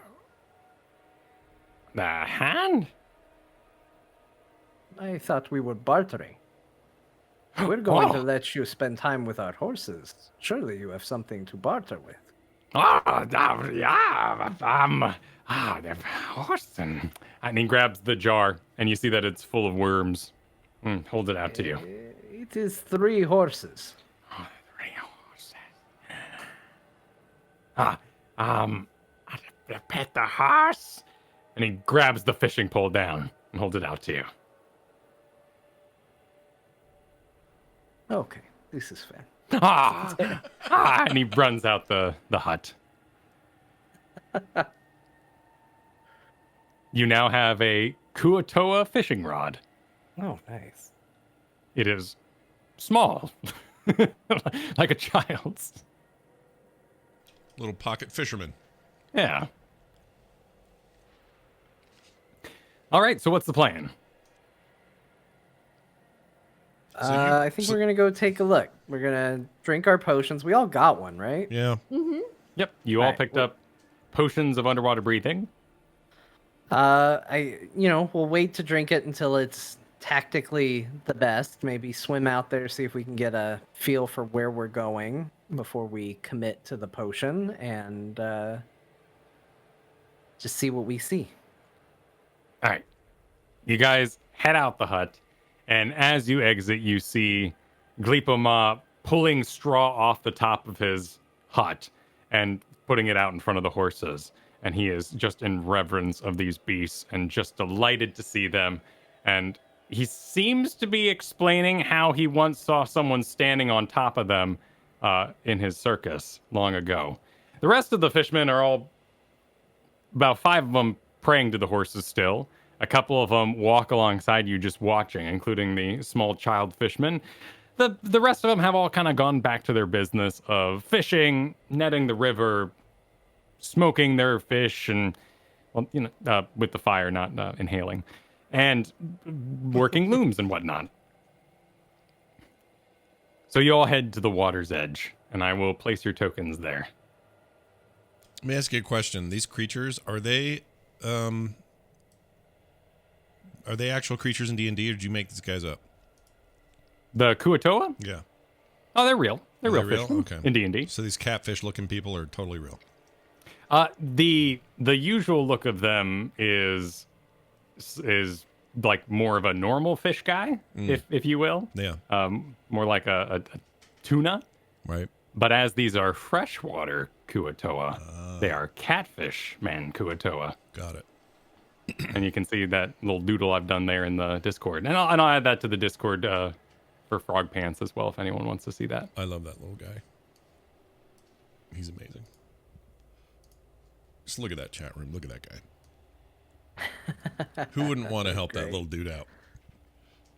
As you guys all approach the water's edge of this great, vast, beautiful lake, you can start to make out a little bit under the water the large stone pillars kind of just barely pushing out of the top of the water.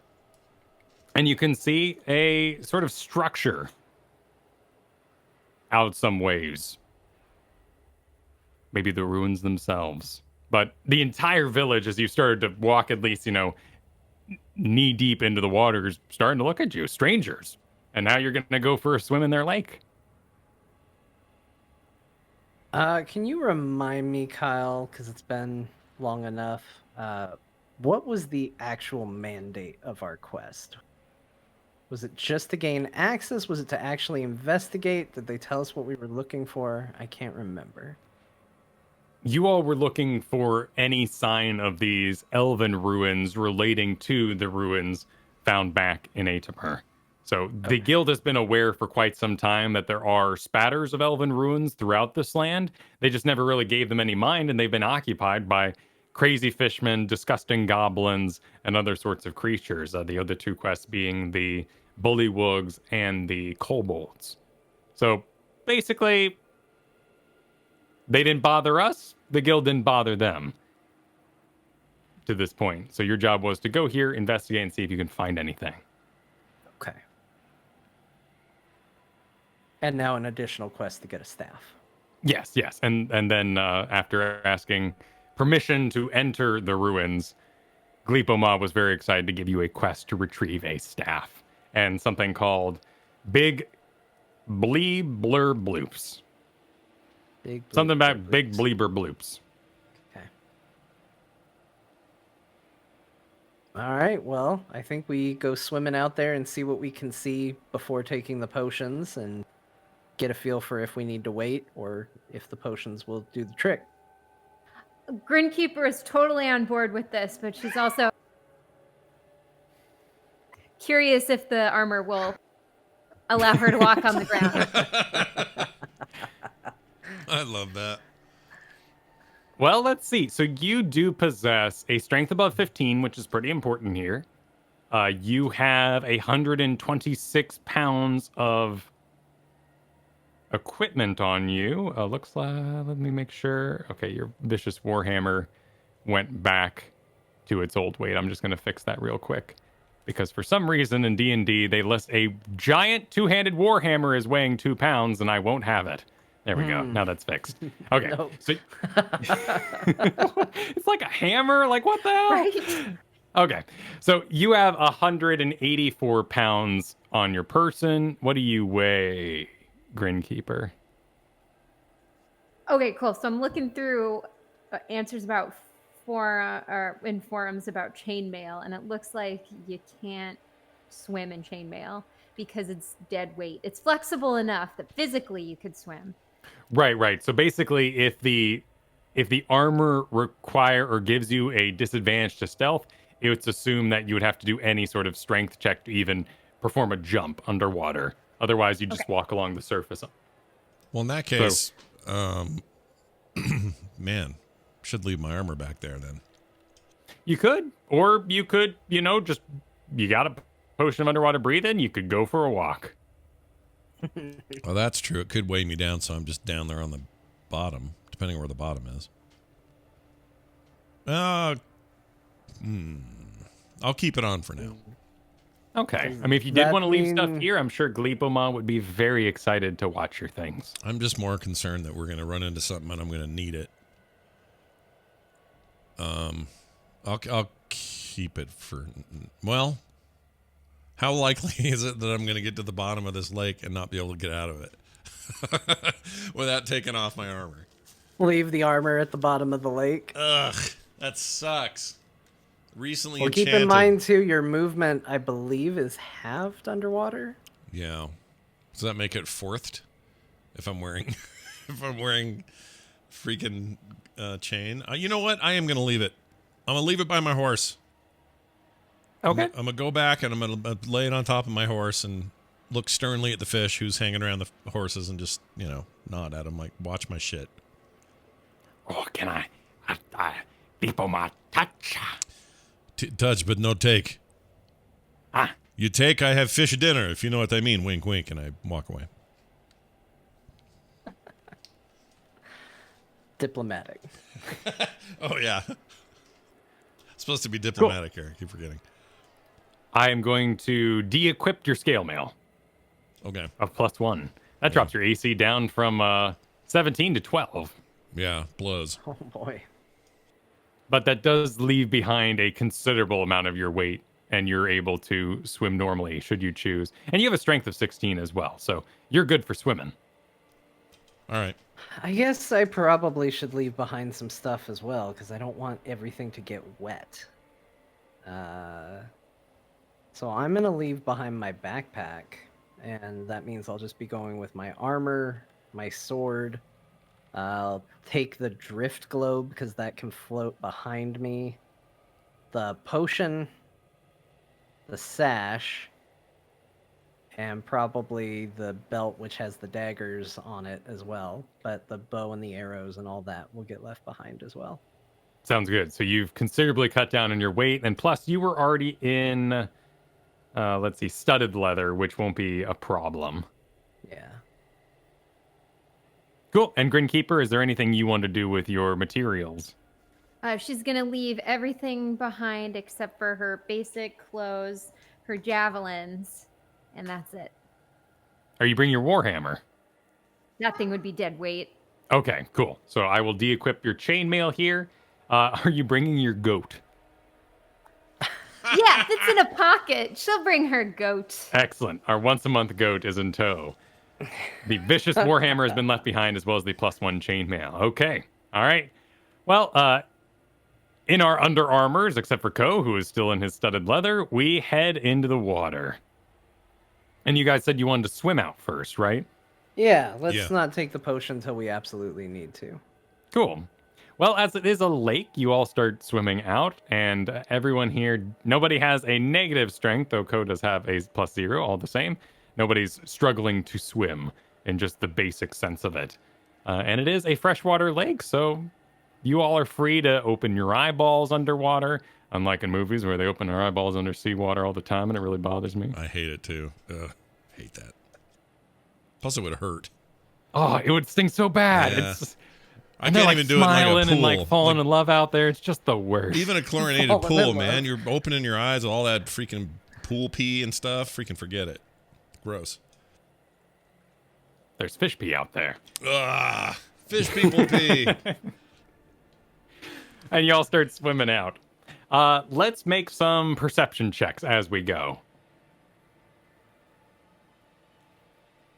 Alrighty. And of course, this is in lieu of our many strength checks we'd be making if people were trying to swim in armor. So good on you all for dropping off some stuff. I got I got a 14, despite the fact that the dice looked like it rolled on a 16 plus 6, but I'll go with the number that it said, 14. All right. We got a 6 from Grinkeeper and a 4 from Splendor Belt. yeah. 2 and a 2. Yeah. Perfect. All right. You are in control of your tokens. Where would you swim to? You know the general, kind of area you're looking at. And in fact, I will go ahead and, as we are free to look in said water, let me unlock the next part of the map here, and I'm going to drag you guys over a bit.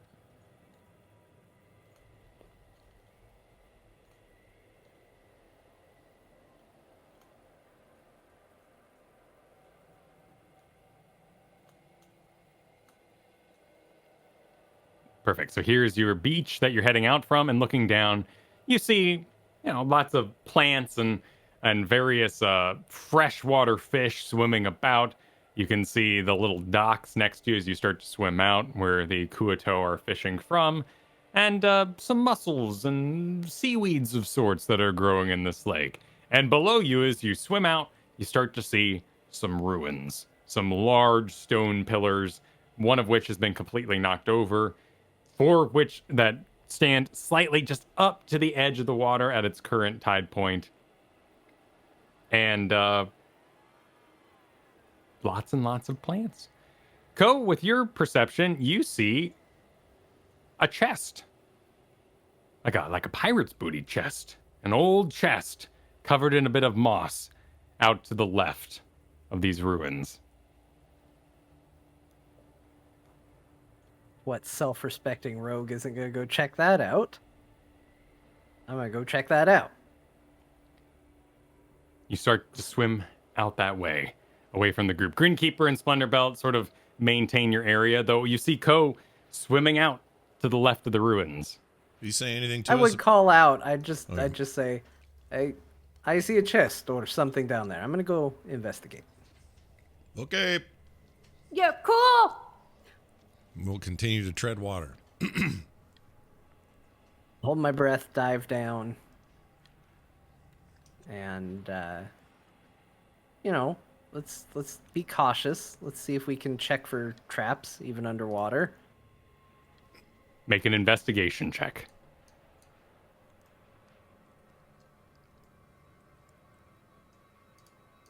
A 17. 17. You go down there. You kind of position yourself so you're floating in front of it. You can kind of find some neutral buoyancy with your armor that you have on, in addition to your swimming expertise and your dexterous nature. And you sort of square up, look around the chest. It looks pretty good. And just as you start to put your hands in to go for the chest, it opens slightly and snaps at you. And you see little teeth in there. Oh, shit. And bubbles come up out of the side as you hear up over that water go, and it starts to kind of rock itself back and forth and go, and bite at you. But having noticed in advance, you don't have attack on your AC at the moment. I'm gonna just let myself float back up and away. And away from the chest we go. Grinkeeper, Splendor Belt, you see Ko emerging back up to the surface and rocking and coasting behind him on the ground. I'm throwing a GIF here in the Discord. You see a mimic, a chest, pushing water out of the back of its cheeks, swimming like a clam does as it slaps its mouth open and close along the surf or bottom of the water down in the sand. It's not getting any elevation, but it's definitely heading y'all's way and looking up at you as it snaps and claps. Is that real? Do clams do that? Yeah, clams are capable of swimming like this. They do this? I thought they just sat there. Oh my gosh, dude. That freaks me out. All right. Sorry. Little nature documentary going on at the same time today. Yeah, everything underwater is a nightmare. I had no idea. Probably Australian. Yeah, everything there is weird. Yeah. You're probably not wrong there. Ko's gonna just make a beeline back towards them near the shore, because if this thing's gonna keep following him, they can at least fight it on sand instead of underwater. So I'll just head back. Is there anything in D&D that says that mimics can swim, that they can do this? Mimics are capable of taking on any shape they choose. So you might think of it as this particular one found itself in a watery environment and evolved itself to have some sort of swim speed. Wow, that's awesome. But it's not moving fast. In fact, at a per round, it's moving at about 5. So Ko makes it over to you guys, and you see this thing flapping and coasting along the bottom of the water at just a sad little pace. And as it goes and flaps, it goes about 20 feet total before it kind of and settles down. And once again, it kind of sucks back in those cheek extensions it had on the side and goes back to looking like a normal treasure chest sitting there on the bottom. You outran his aggro. Nice job. It's another one of those things that just looks like something and is actually a bitey thing. Like the barrel that you dealt with. Well, as long as it is not here, it's fine with me. Unless you want to try to kill it, we can do it together. Let sleeping chest lie, I say. Just Okay. let it be. Okay. But wait, do the fishmen know about it? Should we put a warning on it or something? We could ask Glipoma when we get back if he knows about the bitey chest. I mean, we could ask him right now. He's just over there. All right, I'm gonna swim out. Just go tell Glipoma. Did you know there is a bitey chest underwater down there? He takes his hands and makes little claws and slaps me. A treasure. Glipo! Glipo treasure. Glipo ma? Treasure man. That's your treasure? Or No. you want that treasure? Not a evil treasure. Yes. Okay, so you know about it, you know to avoid it. Ah, Okay. and I can't swim. I swam very slow. And it's just yes. swim away. Yep, very slow. Alright, I go back. He knows about it. It's slow. It's not a big deal for them. That's a good point. I guess they are fish people. All right, let's swim out and actually investigate this this temple. Cool. You guys swim out into the water, and this is taking you out some. Let's see. So from the coast, you're about 130 feet out. So you're treading water pretty intensely. Of course, this being a lake, you're not like getting battered by waves or anything like that. And looking down below your feet as you position yourselves above the ruins proper, you see an entrance down below, about 20 feet under the water's surface.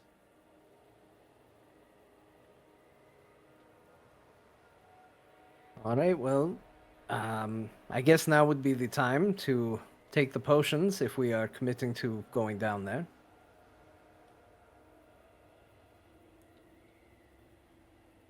Everyone in agreement? Yeah, down the hatch. Let's do it. Cool. Everyone Alright. drinks their underwater breathing potions.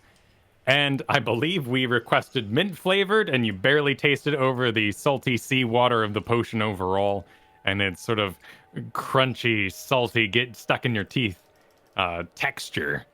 But as you drink it, you feel confident. The air feels thin. Not that you're having trouble breathing the normal air, you just feel like your lungs have gotten quite a workout. That like they're ripped. That you could breathe anything. And so you do. And heading underwater, letting yourself float, that first sort of breath is a little bit scary.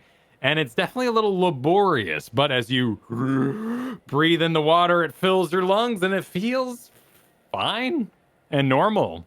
Just a little bit of extra work than normal air. And as you exhale, you definitely feel a lot of water moving past your throat. But again, no problem.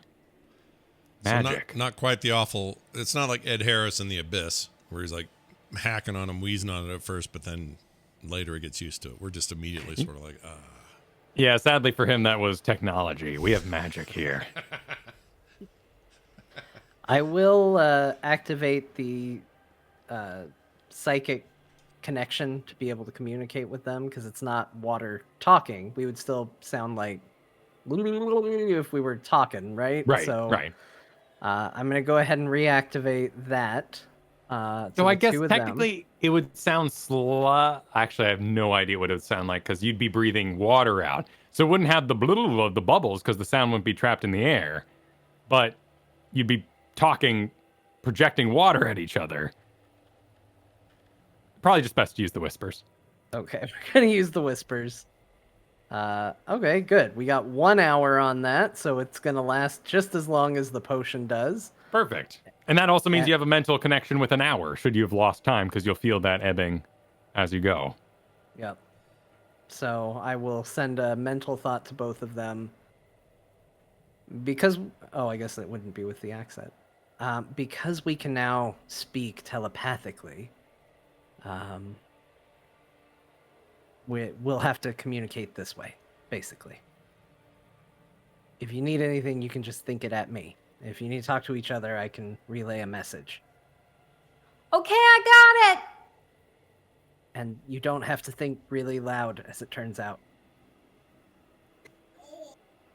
Oh, okay.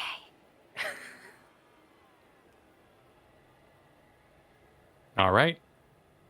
And we enter the ruins. As you swim down, the walls are just completely covered in algae.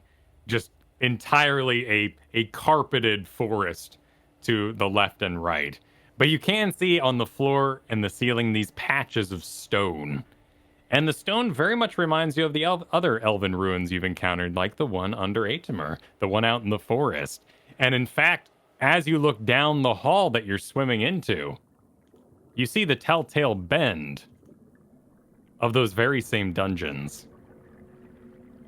oh, so the layout is familiar to us. Yes, having explored two of these, at least to a point, Yeah. you're pretty familiar with how these defenses tend to go. Interesting. It does look exactly the same as the others. Is it... So the first time we explored it, we were actually going the safe way, where all the abilities to disarm the traps we would get to before the traps themselves. We're going the dangerous way the second time. Which way are we going on this? being that you are entering through the entrance, you see to the side the sort of platforms and panels completely covered in algae, but this is where maybe those sticks would enter the ground in your previous dungeon. It seems like you're entering the safe way, as it were, like you were in the forest. All right. Generally remembering where buttons are, although I think a lot of them were pressure activated. Ko will keep an eye out for buttons to push to disarm traps and things. You swim to the first bend, and looking around the corner, you see that the spears are already deployed, having the weight of water pressed upon them constantly.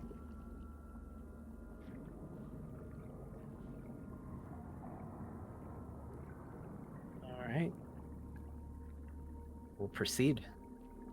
Ko takes you around the next bend, where you see the long hallway that is telltale of the poison dart traps. However, here above you, you see floating thousands of darts covering the ceiling, and none are launching from the bottom.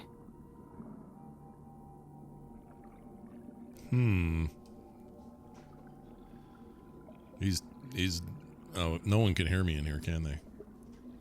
You got psychic whispers going on. Oh, yeah, you're all okay. telepathic. We're all at the connected. moment. Okay.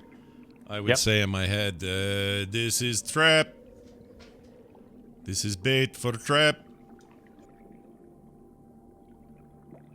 You think it's a trap we're going into? Anything with spiky ends is always trap. But it looks like it's all deployed. Ko's gonna keep going forward. Ko swims around the corner. Are you like a arm swimmer? Are you a foot swimmer? What's your style? I think he's got to be mainly arms, because I don't think hooves work great. Horses are water. actually decent swimmers, surprisingly. Are they? Yeah, you Yeah? can think of it like you basically have spoons on the bottoms of your feet that you can kick the water with. So they Okay. do propel themselves decently. All right, he's doing that.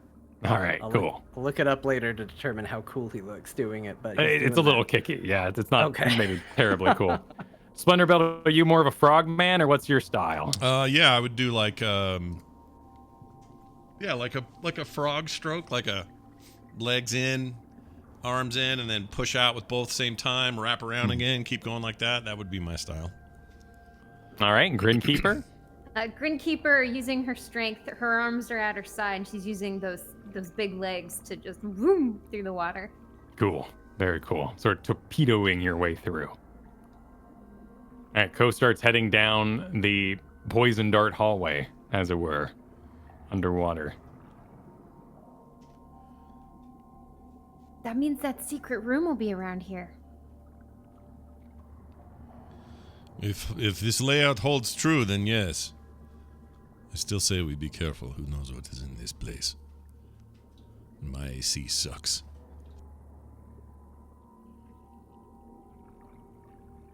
It's hard not to have that armor. I agree. Ko, where do you lead the way to? Ko would continue past, although this would be the hall with the side passage, right? It's true, but the walls are Traditionally? entirely covered in algae.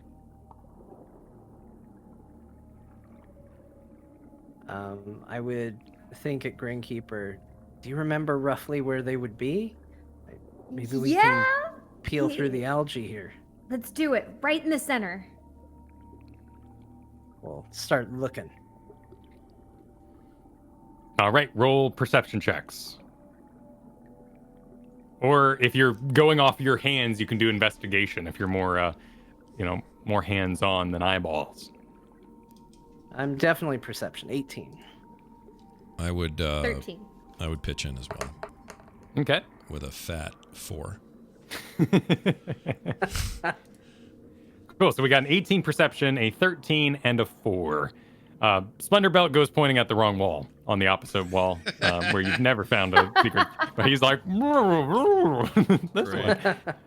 one. Grinkeeper and Co. together manage to locate and sort of reaching through this mossy wall, you can feel the stone beyond it. And Ko, your hand goes over to that left side where you found it twice now in different dungeons and presses the button. And you feel the water kind of go rushing. And of course, there's so much water in the whole lake that you just more feel the tug. It's not like the ceiling loses any and gains air, but you feel that tug, and the plant wall of sorts bends backwards in and even rips open, revealing the small room beyond.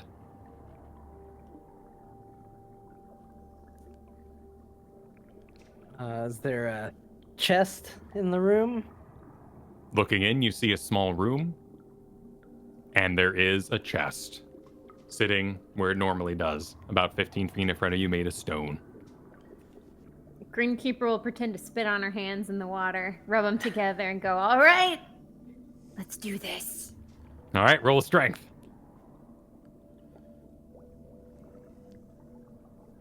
14. 14? I would All right. help, like on the other side. So can I add a roll to hers to help? Absolutely. Get on in here. All right, here we go. 13. As the stone sort of inserts into the stone base, lifting it together on either side actually makes it worlds easier than it's ever been before. So the two of you in the water lift up the stone, lightened by not necessarily buoyancy, but the freedom of movement of being in water, and you drop it to the side. And inside you see a single stone, that stone metal hybrid of sorts that still hasn't been identified. Nut, bolt, a ring. A ring sits in the box.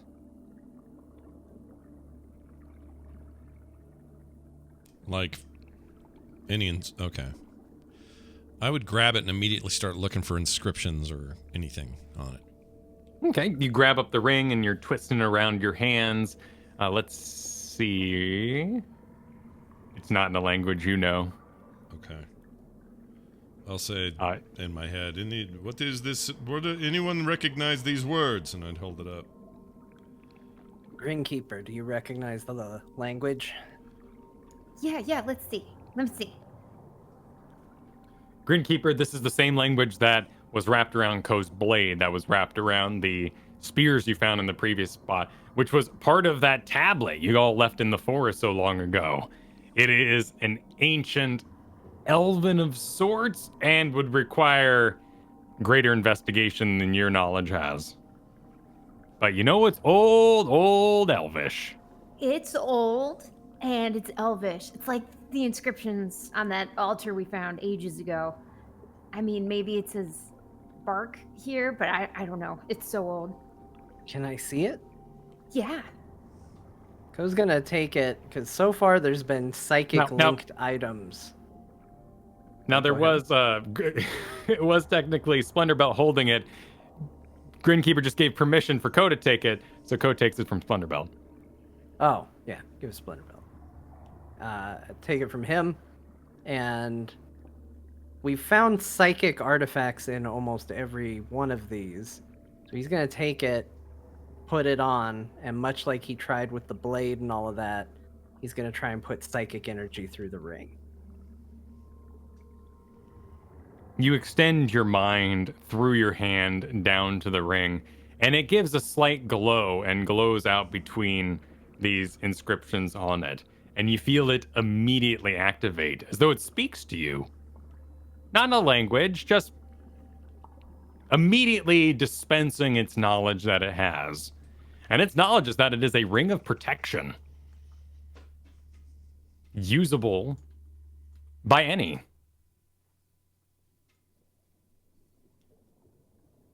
So it'll fit any finger here. Yep, magically change its size, adapt. This gives +1 AC and +1 to all saving throws. Is it, for lack of a better term, soulbound if someone takes it, or can we trade this thing out when we get above world or above water? No, I We mean, can trade yeah, it you out guys right could now. exactly. I mean, heck, if you really wanted to, you could all pass it back and forth in the middle of a battle if you found a system. Well, I would probably, in my head, make the argument that my lack of armor down here has put me in the most vulnerable spot, and that I should probably wear it till we get above there, but that I'll that I commit to give it to whoever wants to use it once we get up there. I'll send a message to Greenkeeper. Splendor Belt thinks he should wear it because he feels naked without his armor and very vulnerable, and is concerned for his safety. But he will negotiate once we get out of here. Are you okay with that? Yeah, you guys take it. I won't need it. Cole will give the ring over to Splendor Belt. Sweet. I will immediately jam it onto a finger. My middle finger All right. on my left hand is where I'll put it. Cool. As you push it down, it's a rather frail-looking little ring, but as you push it down, it sort of grows not only in size and ring size and mass, and dominates up to your knuckle. Doesn't restrict your movement, but just seems to recognize your robust nature. Okay. Awesome. Around you, you see the same 6 spears from your previous room. They all are sitting on the walls. This room having been sealed, are untouched by filth and plant. Do you all think we should take the spears, or do you think we should just leave them? Why not? I don't think it would hurt to take them. I mean, they would have been used technically in the place we were, not in the area we're going. We never did find out from the guild what they are. We turned the one we had in, the Yeah. extra one we had in. They But we didn't never say heard anything. back on it. Yeah. Right. So that was yesterday. So yesterday we finished our quest. We turned in our items at the end of the quest for sentience inspection. And since Cassius and Carrie Underworld left, you didn't receive any items back. So Grinkeeper currently doesn't have her Horn of Blasting either. I also forgot to take a long rest, which I just did. Awesome. Yeah. Just look over at Splendor Belt, and he's just floating asleep. Little power nap. That'd actually be horrifying. You just put on an unknown ring, Yeah. and then he just passes out for that. That doesn't would actually be happen. bad. Yeah. We all good. We could leave them until we're ready to get out of here. Yeah, easier to take on the way out, I think. Yeah, we have to come this way. So we All right. leave them until we We're come gonna- back. Press on. All right. Ko swims out of the small room and back into the main hallway.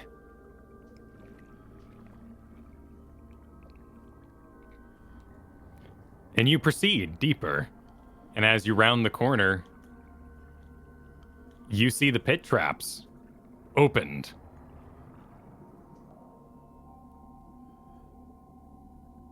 Water having filled the holes, descending into darkness.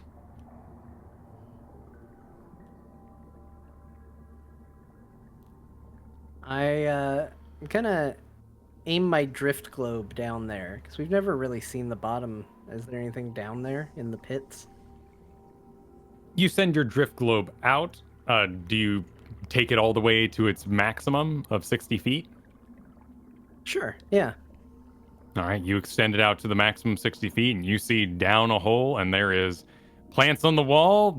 At some point, you see the light has actually moved over to the other side. You can see it shining up from the second hole as well. The two holes are connecting into one tunnel as they descend down, but it goes on into darkness.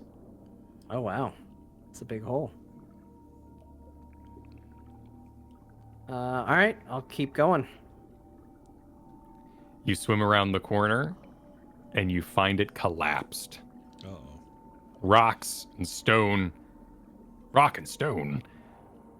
has blocked the way. Rock and stone.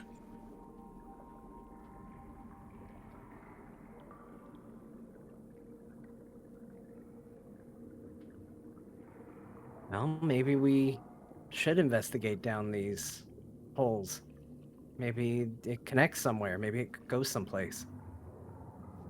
I'm all for it. We've got time. And he mentioned that monster thing. We haven't come across a monster. No. I mean, maybe he meant those spears as the staff, but I don't think so, because I doubt he's been in here. Yeah, that door was closed. There was air. Yeah, let's investigate further. We'll go swimming down one of the pits. Cool. Ko starts swimming down into darkness. Now, for anyone who might be curious, the magical nature of our underwater breathing potions does help us in pressure, and there ain't no ear popping to worry about. So as you descend down, you do not feel a great discomfort nor sickness as you reach the depths.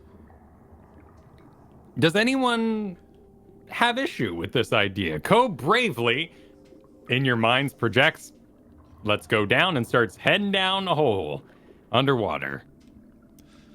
And we know, are we aware of how long the breathing potions work? Yes, for 1 hour, and Ko also has a mental connection with you all for 1 hour and can feel it ebbing as it goes. So you currently have a pretty good sense of time. Okay. And We would currently be at about, with our inspection, about the 15-minute mark. So we've got 3/4 of it left. Okay, so we got 45 minutes to pull this off. I would think that in his direction, but then follow him in. And we all swim down. And you swim down, lit by the drift globe, for quite some time. And eventually that algae and those plants just sort of give way to worked stone. And as this pit continues, the worked stone ebbs into rock, an old cave. In about 5 minutes of swimming, just when it starts to get that little bit of discomfort of, oh, maybe this is too deep, you see the bottom. And you see that it opens up and that you can actually swim out of this tube that you're in into a greater area ahead of you. And allow me, real quick, to set that up on our map here.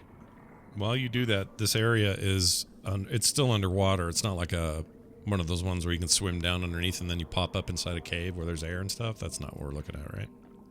Well, that is what you're looking at right now, but as you reach the bottom, you can see the shimmer and a little bit of light, a red light, a torch light above you. So directly above you is the tunnel, the pit trap above. But beyond that, you can see where the water starts to give way to an underground cavern of sorts. Cool. I love that. However, out in front of you, beyond that, so about 15 feet in front of you, you can pass over where the tunnel ends and reach that air where you see a little bit of light and it looks like torchlight kind of flickering on the surface of the water. But in front of you on the ground itself, underwater here, you see that another pit is beyond, going down into complete darkness.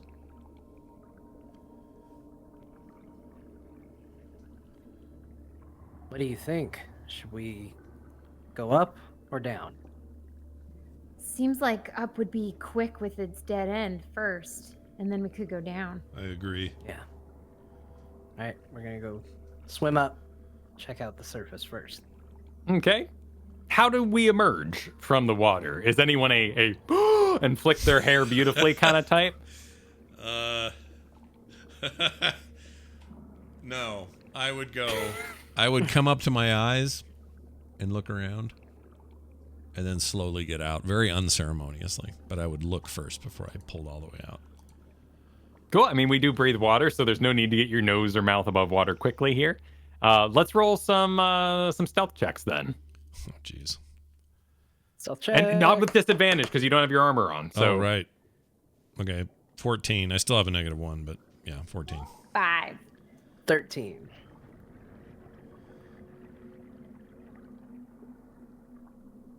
Okay. Grinkeeper got a 5.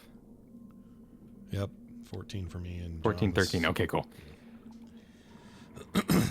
Ko and Splendor Belt both, just kind of bloop smoothly above the water. But Grinkeeper, a little excited, kind of gets up above the water and starts echoing around this cavern. and you see that the cavern ends ahead of you. There are 2 small logs that have been lit aflame, one to the left and one to the right. Ahead of you is this large underwater pit descending down, but across it, about some 75 feet from you, you see a ledge. And on that ledge are these 2 little flames lit in these old dried out logs under here. And there is a fishman kneeling, facing the wall. Ko, with your passive perception, as the water sort of leaves your eyes and you adjust to the light, you see that he is kneeling, and in front of him is a staff with a sort of conch shell on the end of it.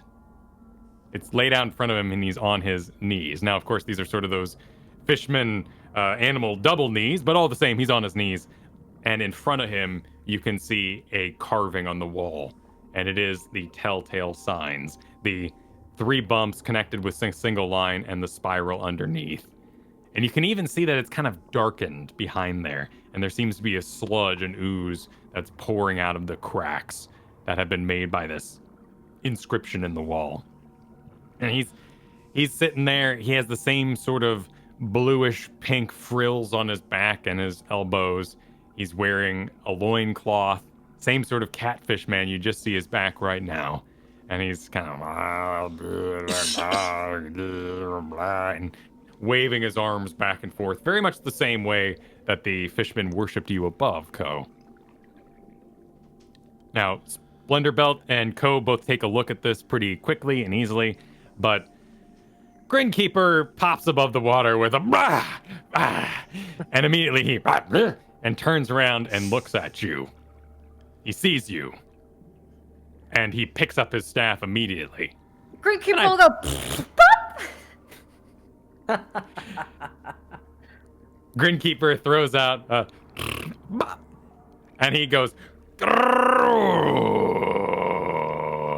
and starts swirling his staff over his head. Oh, that seems bad. Grinkeeper's gonna take off swimming at the. We're gonna do initiative, and I have put a little doodle of this fine fishman in our Discord there for all to enjoy. Just a side note, I have an old friend named Neil Fish. So when you said, you walked Neil in and Fish. there was a fish kneeling, all I could think of was Neil Fish. And you might be listening. Nice. So Neil, if you heard this, congratulations. Well done. This one's Thinking for of you, you. man. Yeah. I think he listens. Oh, look at this little guy. He's stoked. We're all going to die. 7. We're going to die. Oh, what are we doing? You can Initiative see- here? Sorry. Yes, we're doing initiative at the moment. We got a 7 for Grinkeeper. A 24 for Ko. Damn. 24 for Ko. Initiative roll for me is a 10. A 10 for Splendor Belt. Yep. Look at that guy. You can see as he faces you, around his neck, he's made this seemingly homemade stone amulet with the same symbol as the wall behind him. And stabbed through his loincloth, you can see he has a wand on his person.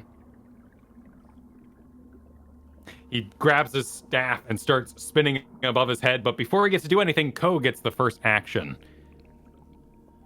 Okay. Now, Ko, you are quite a ways away from him currently at the base of the water. 24 would be, so 120 feet away from him.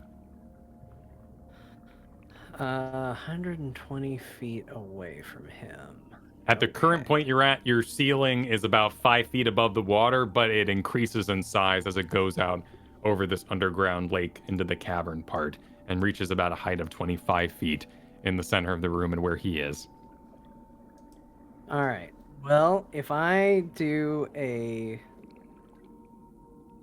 full action dash, that allows me my full 30 because it's half movement, right? So if I do the full dash, that should give me the full 35 feet. So it's 5, 10, 15, 20, 25, 30, 35. Then if I bonus action to do a second dash, that would give me another 15 to work with. 5, 10, 15. So I think I can get to there if I spend all movement. So I think that's where I will put myself. Cool. So you just take off, booking towards the fishman. Swimming as fast as I can. All right. The fishman acts, and as he's spinning his staff over his head, he starts, and the water begins to turn at his command and forms a vortex. Ko, you are at the center of said vortex. Roll a athletics check. Roll a oops, I shouldn't have gone there. Check. That's a 4. It's a 4. You are immediately sucked into the center of the room and spinning in the vortex. And as it does, the water violently slams against you in its magical means, sort of empowered with a hardness, like you're in the middle of a hailstorm. You take 8 points of bludgeoning damage and are currently caught inside the vortex. I'm going to make some little markers here. The vortex is 50 feet wide.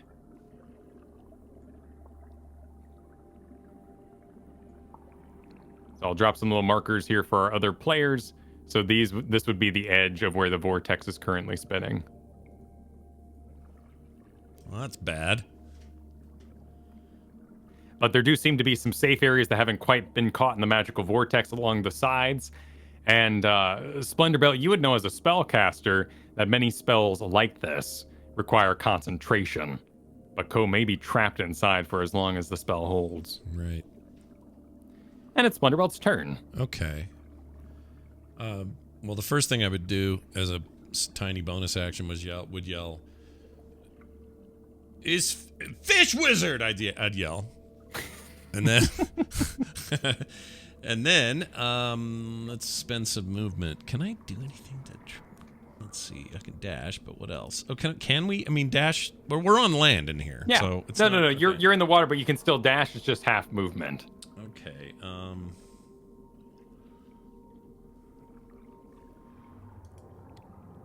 Okay, I think that would put me... Oh, where's my token thing? All right, I think that puts me... What, here?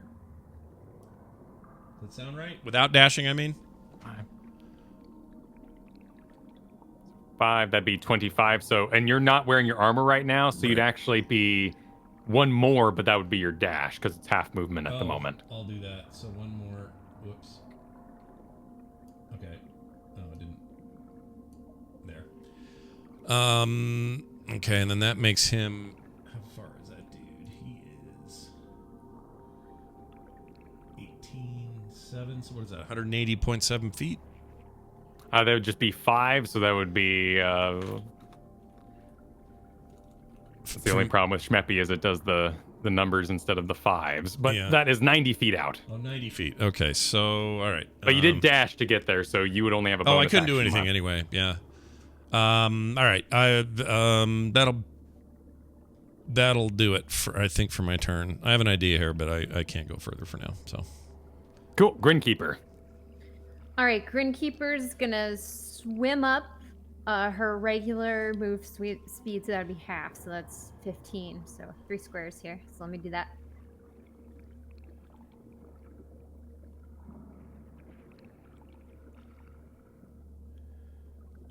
And then she's gonna pull out a javelin and she's gonna take aim because this brings her within the 120 feet.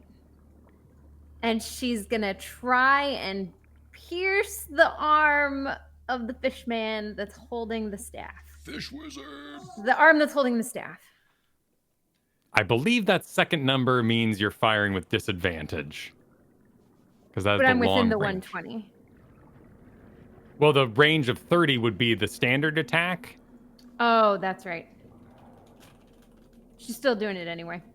Cool. Let me double check that. I believe that's right. I think the first number is regular range, second is with disadvantage range. Unless you have a feat or something that nullifies it.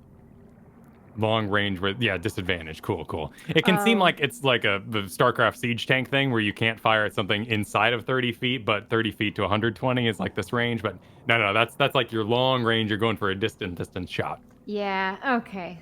Yeah. But all and the then she'll same- just lose the. It just She'll go makes for if a you one. hit him even cooler. Yeah. Yeah. I'll stick with it. Okay.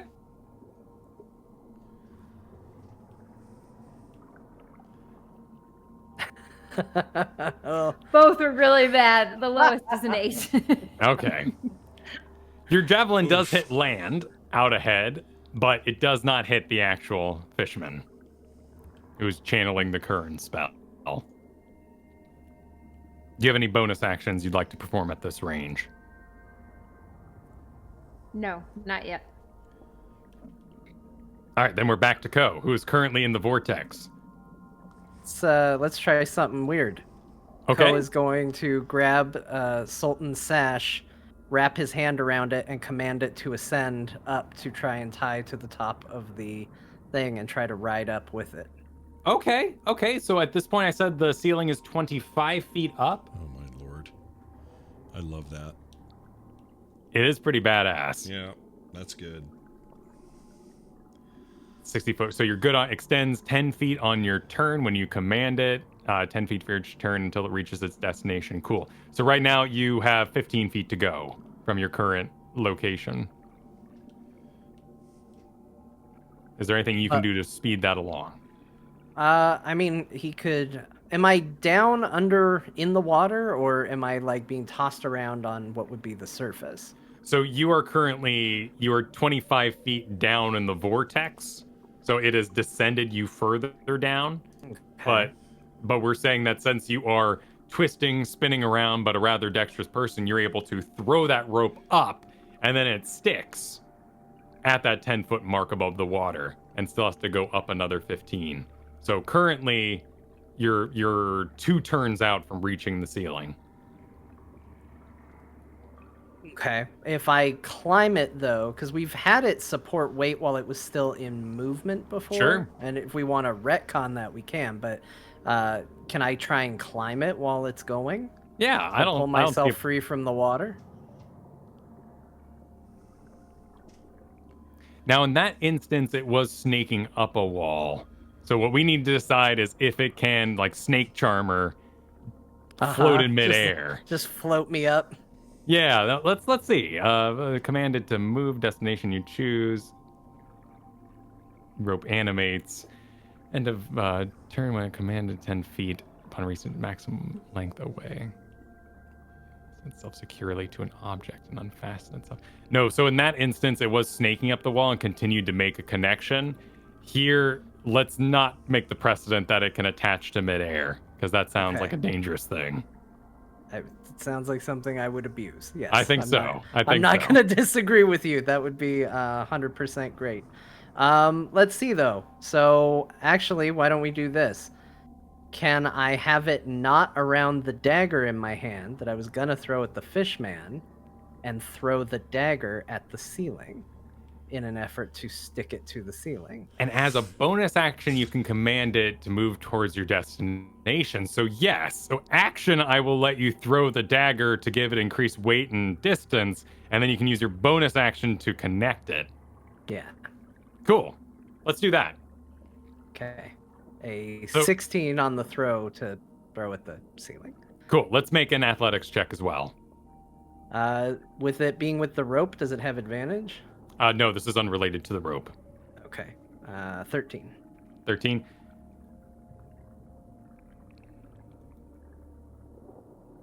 Cool. So you take another 8 points of bludgeoning damage as you're thrown about, but you do manage to surface yourself enough to throw that dagger upward to get it enough height that it reaches, and as the dagger sort of loses its momentum and starts to fall, the rope detaches and snakes up kind of creepily and grabs onto a stalagmite tight on the ceiling. Awesome. You're connected for your then- next turn. Would I still have movement to climb the rope? You still have to escape the vortex, which is currently grabbing you. So that would take an action to move up the rope. Okay. Since we're not moving freely in a uninhibited environment. Okay. But you're not That's for drowning sure. because you have a, potion of water breathing, so that's nice. Yeah. All right, that's it. Cool. That's my turn. Cool move. Sorry it got so technical. But our onlookers do see Ko sucked into a vortex and then a dagger pew, up out of the pit, and then the rope kind of grab onto the ceiling.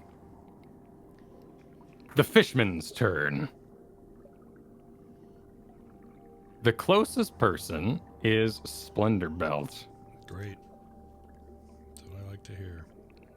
But actually, you're currently out of range. Yay. Really like to hear.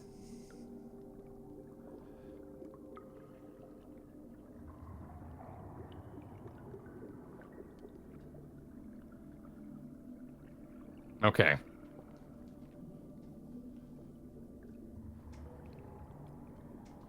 So with you all on the edge of the vortex, with Ko stuck inside of it, he sees the rope, and he's gonna attack the rope. Does the rope have hit? I guess it would have hit points. No, wait, hang on. It's not a creature, actually. The rope is not a creature, so he can't target it. Okay.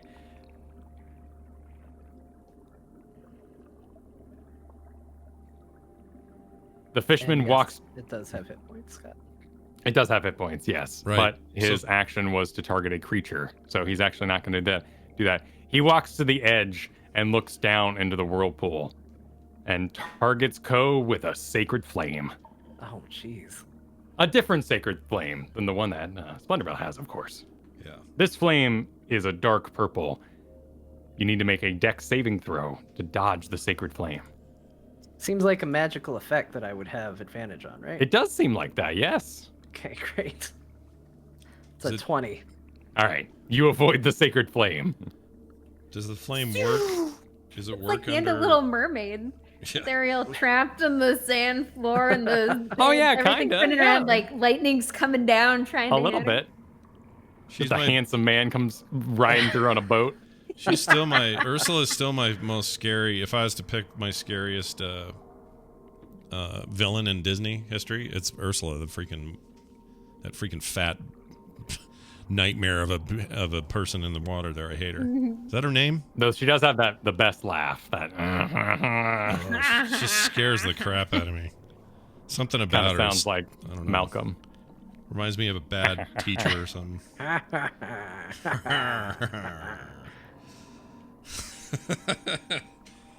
I miss. Splendor Belt, you're up. All right. And you had a plan. I did have a plan. So the plan depends a little bit on a distance issue. So let's see here.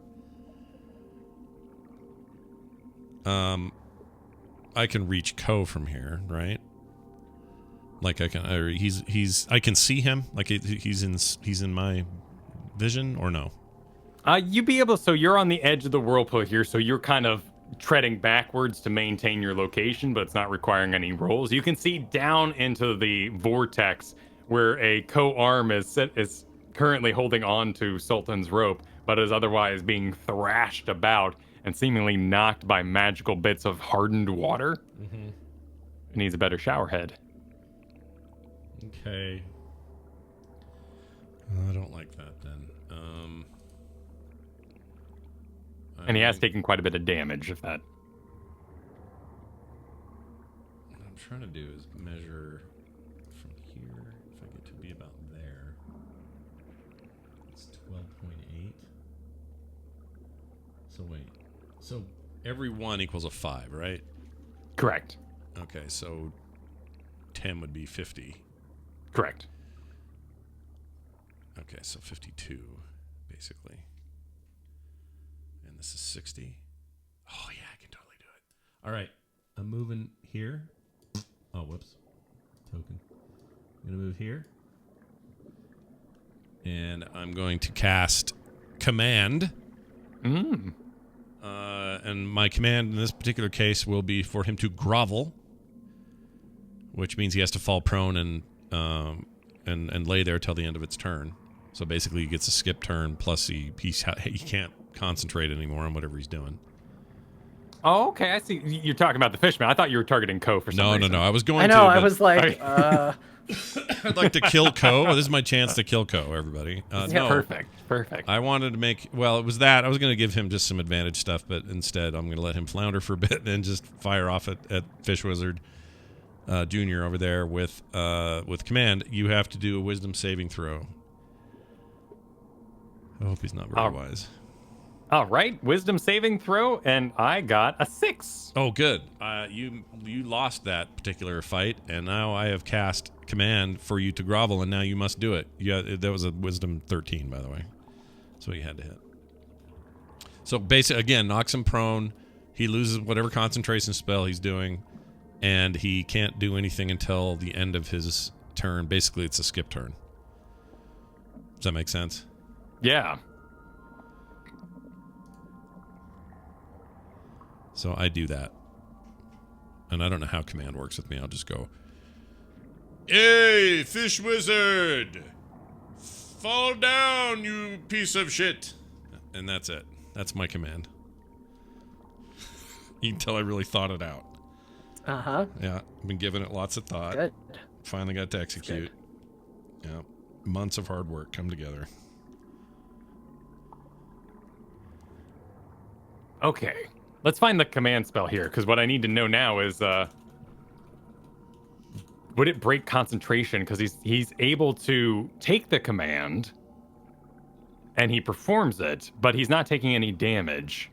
And his brain, unless overwhelmed by the command word, would not lose concentration on his spell. Take a command. Their effects follow. You must issue a command other than the one described here. If you do so, GM has to... clear this. Okay, grovel.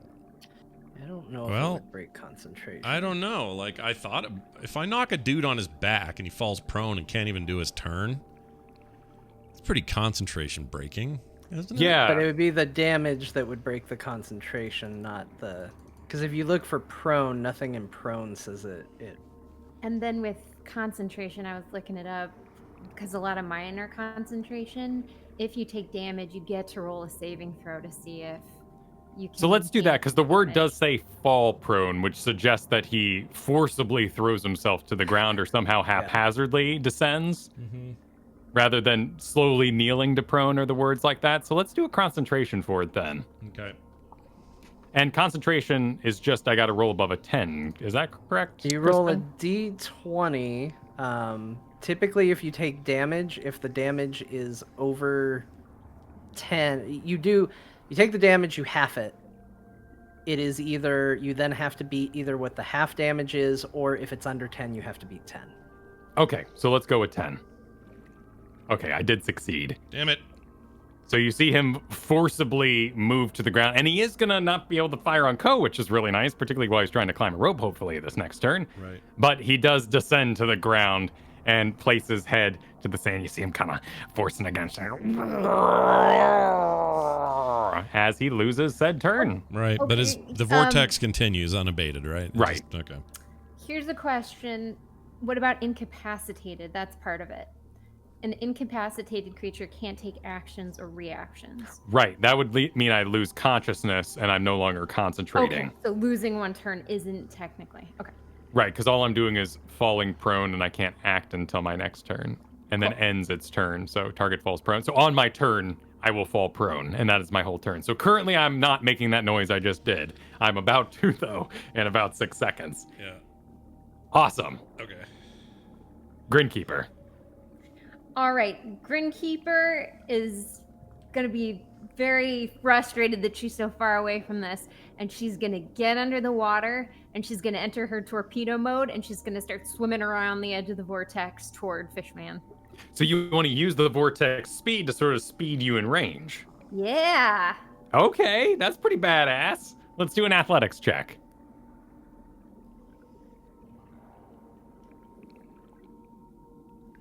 $13.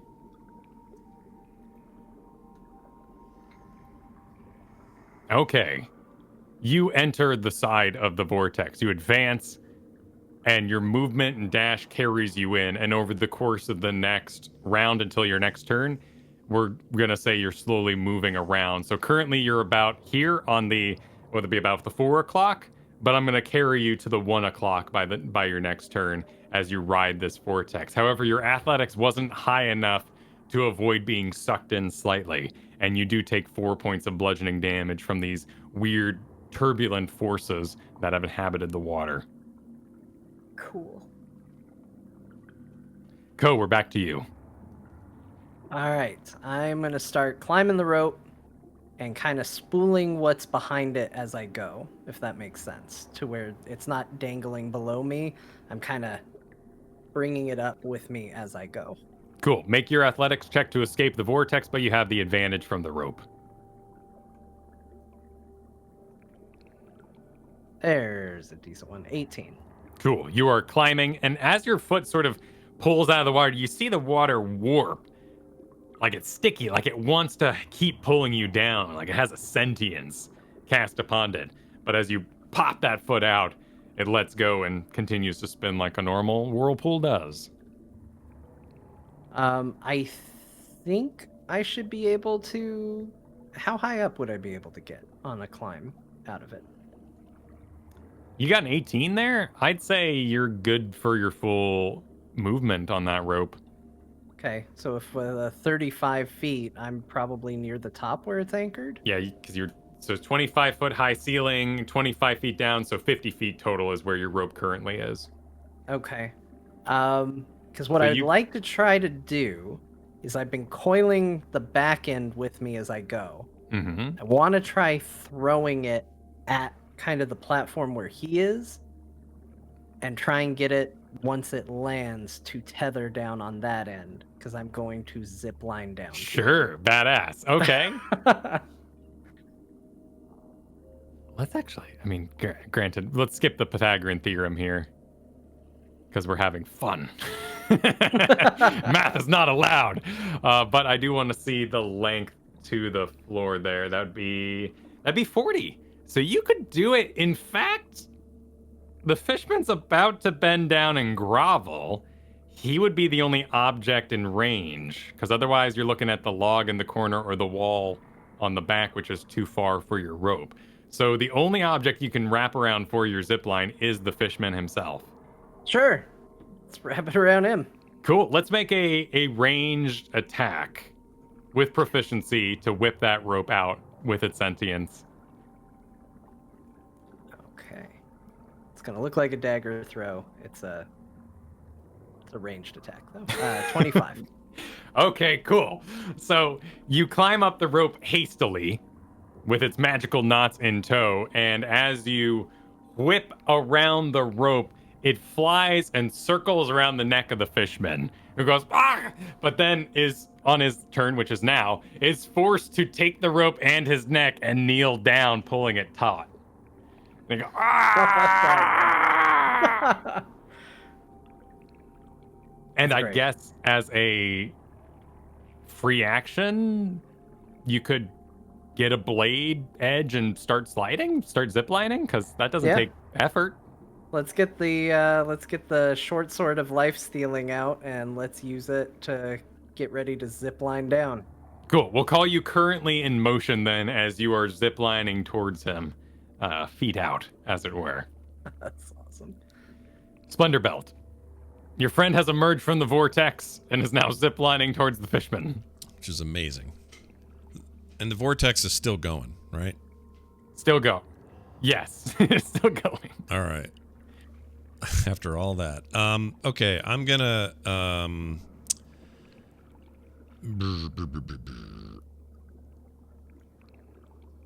oh, should I do that or not? Hold on. I haven't used this before. All right, I'm gonna bless him. Oh, bless Ko. Bless Ko on the way out there. I'm Cool. going to do it at second level. And this gives you, Ko, let's see, up to 3 creatures of my choice. Is Grinkeeper in range? Because I could give it to her, too, just because she's there. Yeah. How far out are we ranging to? 30 feet, so it may not, actually. Let me see. Yeah, she's at 50 currently. Yeah, that would work. All right, well, I'll just do him. Anyway, let's see. Whenever a target makes, or you as my target makes an attack roll or a saving throw before the spell ends, the attack roll, you can roll an additional D4 and add that number to the attack roll or saving throw. Awesome. You can also do it. Let's see. I thought you could do it different. Well, it doesn't matter. You can just always add a 4 to whatever your roll is. So you are now blessed. Sweet. By the hand of the great potato man himself. All right. That's my action. My movement will put me here or so. I'm going to close in over here along with him, but on the sides. Awesome. And that's my Spider-Man along the pool's edge, as it were. Yep. Totally. Grinkeeper, you're up.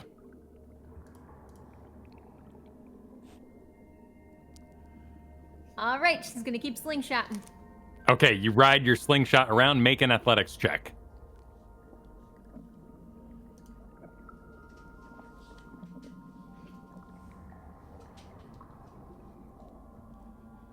Natural 20. What? Okay. Can I slingshot myself around up out of the water and into the fish man? Yes, with your natural 20, you may. Like some sort of human surfboard, you ride the wake. Human torpedo, please. Yes. Okay. Yep, of course. You ride the side of this vortex, and kicking your legs just as you start to exit it rockets you up the edge like on a skateboard. And you are currently flying at your target, the fishman who is groveling on the shore. That was your movement then with a natural 20. What do you want to do as you fly midair at the fish? Since her hands were at her sides, she's gonna hold them up as fists, bring them into fist position, and ready herself for a flying punch. Okay, all right. Deliver your Superman punch. I think you get advantage too if he's prone, right?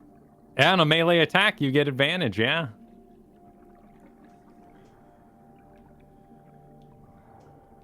A 20, a dirty 20. All right, a dirty 20 connects with the fishman. You definitely sort of fly at him, punch his face in the sand because it's already there as he's been groveling, and kind of slide past him just slightly and catching your feet on this little sandy outcropping here in the cavern. You are currently forcing his head into the sand. How much damage from your unarmed attack? She would want to knock him unconscious. She wouldn't want it to be lethal. Okay. If it does enough damage. Cool. Looks like you do 5 points of damage on an unarmed attack, and we can declare it non-lethal. His concentration holds. What? He's thinking hard about that. He's thinking real hard about that. I got a really good roll. Vortexes. I love them. And just gotta keep it going. Yeah. But Focus. his scaly wet skin is covered in sand right now. Ko, you are ziplining towards your target, who has currently been punched into the sand. All right, as Ko gets over the top of him, he's going to activate his psychic blade in his main hand.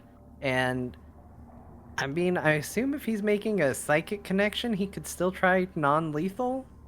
Like, go to knock him out instead of cut him? I don't know if I have that level of finesse, but that's the intent. I'll let you decide that, DM, and do a psychic strike on him. Yeah, let's do a wisdom with that. That is gonna hit. Okay, so that is with advantage, a 21 to hit. Do you want to see the damage first, or do you want to do the Let's do the wisdom? damage, get that out of the way, and then we'll see about your self-control in delivering a non-lethal attack. So that's going to be 8 initial psychic damage. He is flanked by a companion fighting him, so that's an additional 5 sneak attack damage delivered to him. What's the total damage I just took? 13 psychic damage. Okay, All right, the vortex breaks and dissipates. Roll that wisdom for me. A 10. Okay. The damage is very real to his mind, but unlike our previous attacks, you did not cause his brain to then inflict the damage upon his own body. It didn't become real on the other side of the psychic damage, so he is not bruised or torn where you sliced him.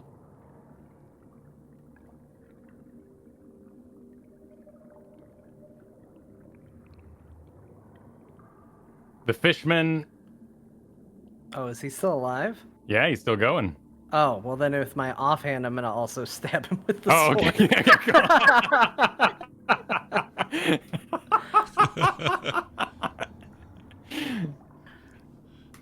This one's gonna seem a little more real to him. No, maybe it won't. Oh wait, it's advantage because he's still prone. It's a 21 to hit with that one. It's a good hit. Give me that damage. 5 slashing damage with the short sword. Are you going for non-lethal on this too? Like hitting him Yeah. with the... Okay. The flat end of it, upside the head. All right. The fishman turn begins. His head jerks up, the rope still magically coiled around his neck. He grabs his staff out in front of him, and you see a spell being cast through it as it pulses through the staff and up into his own arms and sort of circling this bluish gold energy into his gills and his throat. And as it takes hold, he goes, "Oh, please! Please!" And the Sultan sashes around his neck as he paws at it. He seems to have cast some sort of speaking spell, perhaps level 3 spell slot tongues.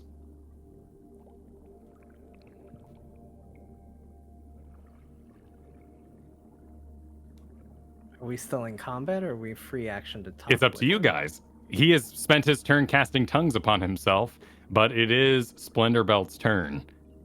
And I hear these cries of, I can understand him because he did the tongues thing. So,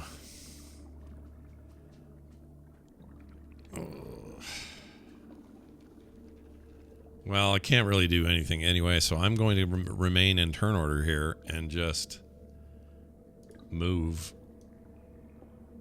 closer, but not attack or anything, because I'm concerned now that we may want to question him or talk to him. So for my action, Cool. I'll just So say, wait, hold, don't kill it, or something. So we'll keep our turn order in mind here, but currently we've broken it as Splendor Belt, now free of the vortex or any sort of impediment, swims over and joins you guys on the edge here. We've got Ko with blades drawn, a psychic blade and an actual physical blade.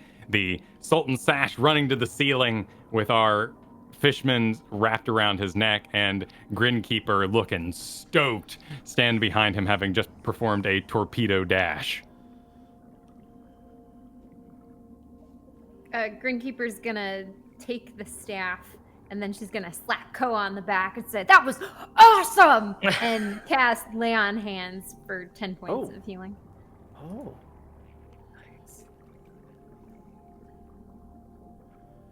Ko is going to command the sash to disconnect from the top and start winding up around the fishman to just bind him. Okay, cool. And he'll say, "Why did you attack us?" As the rope circles around him. The secrets are mine. What is your name? I am Big Bleebler Bloops. Ah, Grinkeeper's just gonna look at Ko. I can't take him Really? serious. It's a terrible. you are the one that Glipoma sent us after.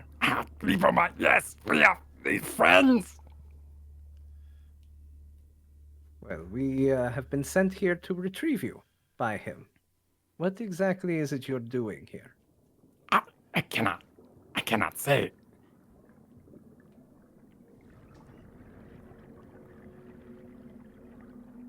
But you're talking. I'm capable of saying. but I do not wish to say.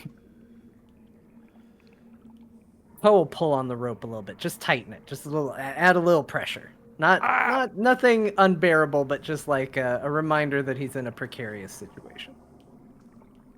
I come here to connect. To connect with what?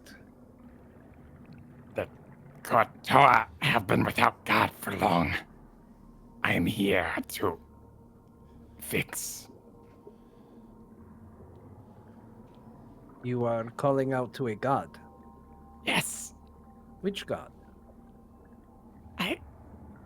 And his eyes, you see these like kind of black catfish eyes, but all the same, you see some whites to them as they kind of dart around a little bit. I fear to say. Cole gesture to the wall. Do you know what this says? I know what it mean. What does it mean? I mean the Durns. The what?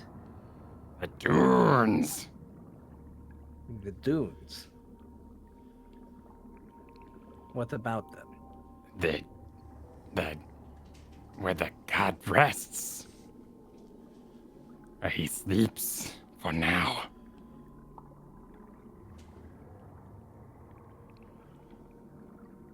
You can kind of hear like his lips are kind of going,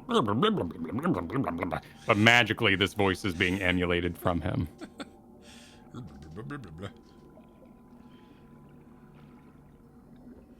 Did you find the staff down here? Where?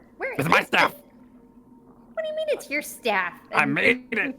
Grim Keeper will look at it. Does it look like it was made by a little fish man? Oh yeah, there's a conch shell definitely wrapped with some rope. Okay. Several items, feathers and whatnots that have been Not inserted into ancient there. elven or anything like that. No, yeah, this is not an elven item. That's great. But all the same, he did use it to cast spells, so it works. Well, little fish man, there are plenty of gods out in the sunlight that don't live in dunes. This is the fish. The fish worship the dark below.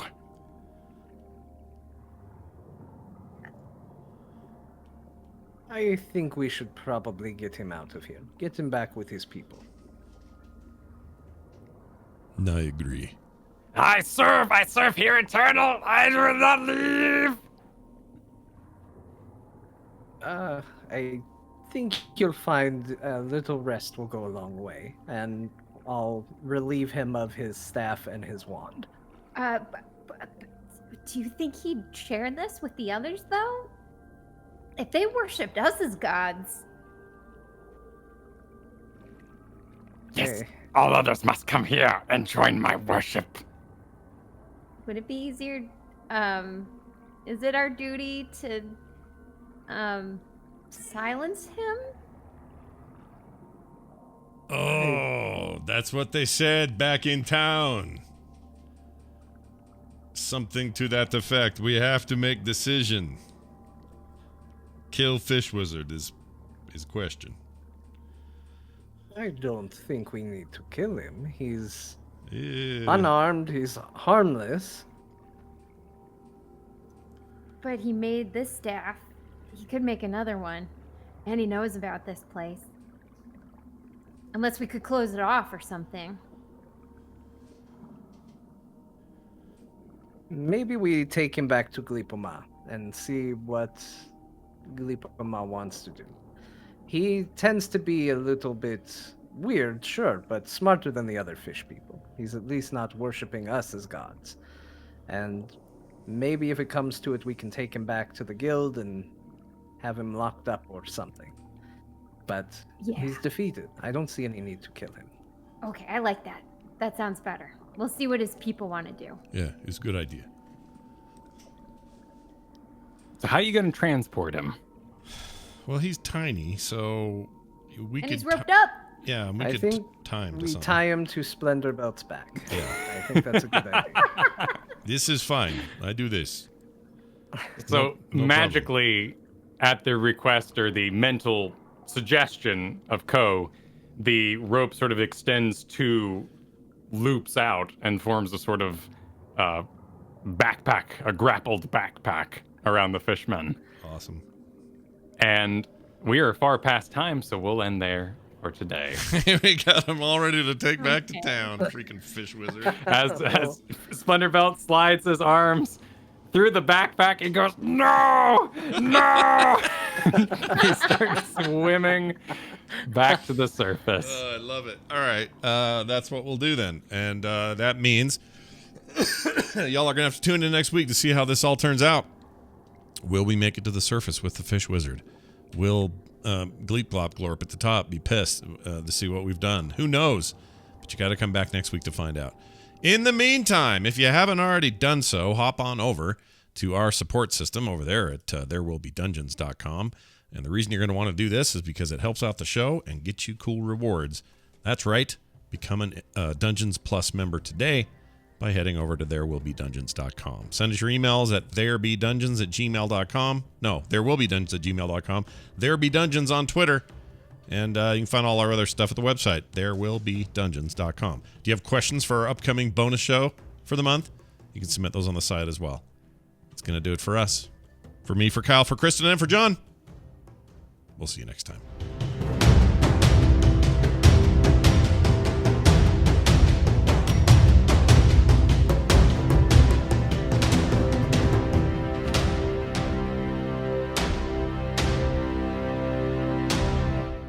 This show is part of the Frog Pants Network. Frog Pants Network. Get more shows like this at frogpants.com. Yeah. That's a good question. That is a good question.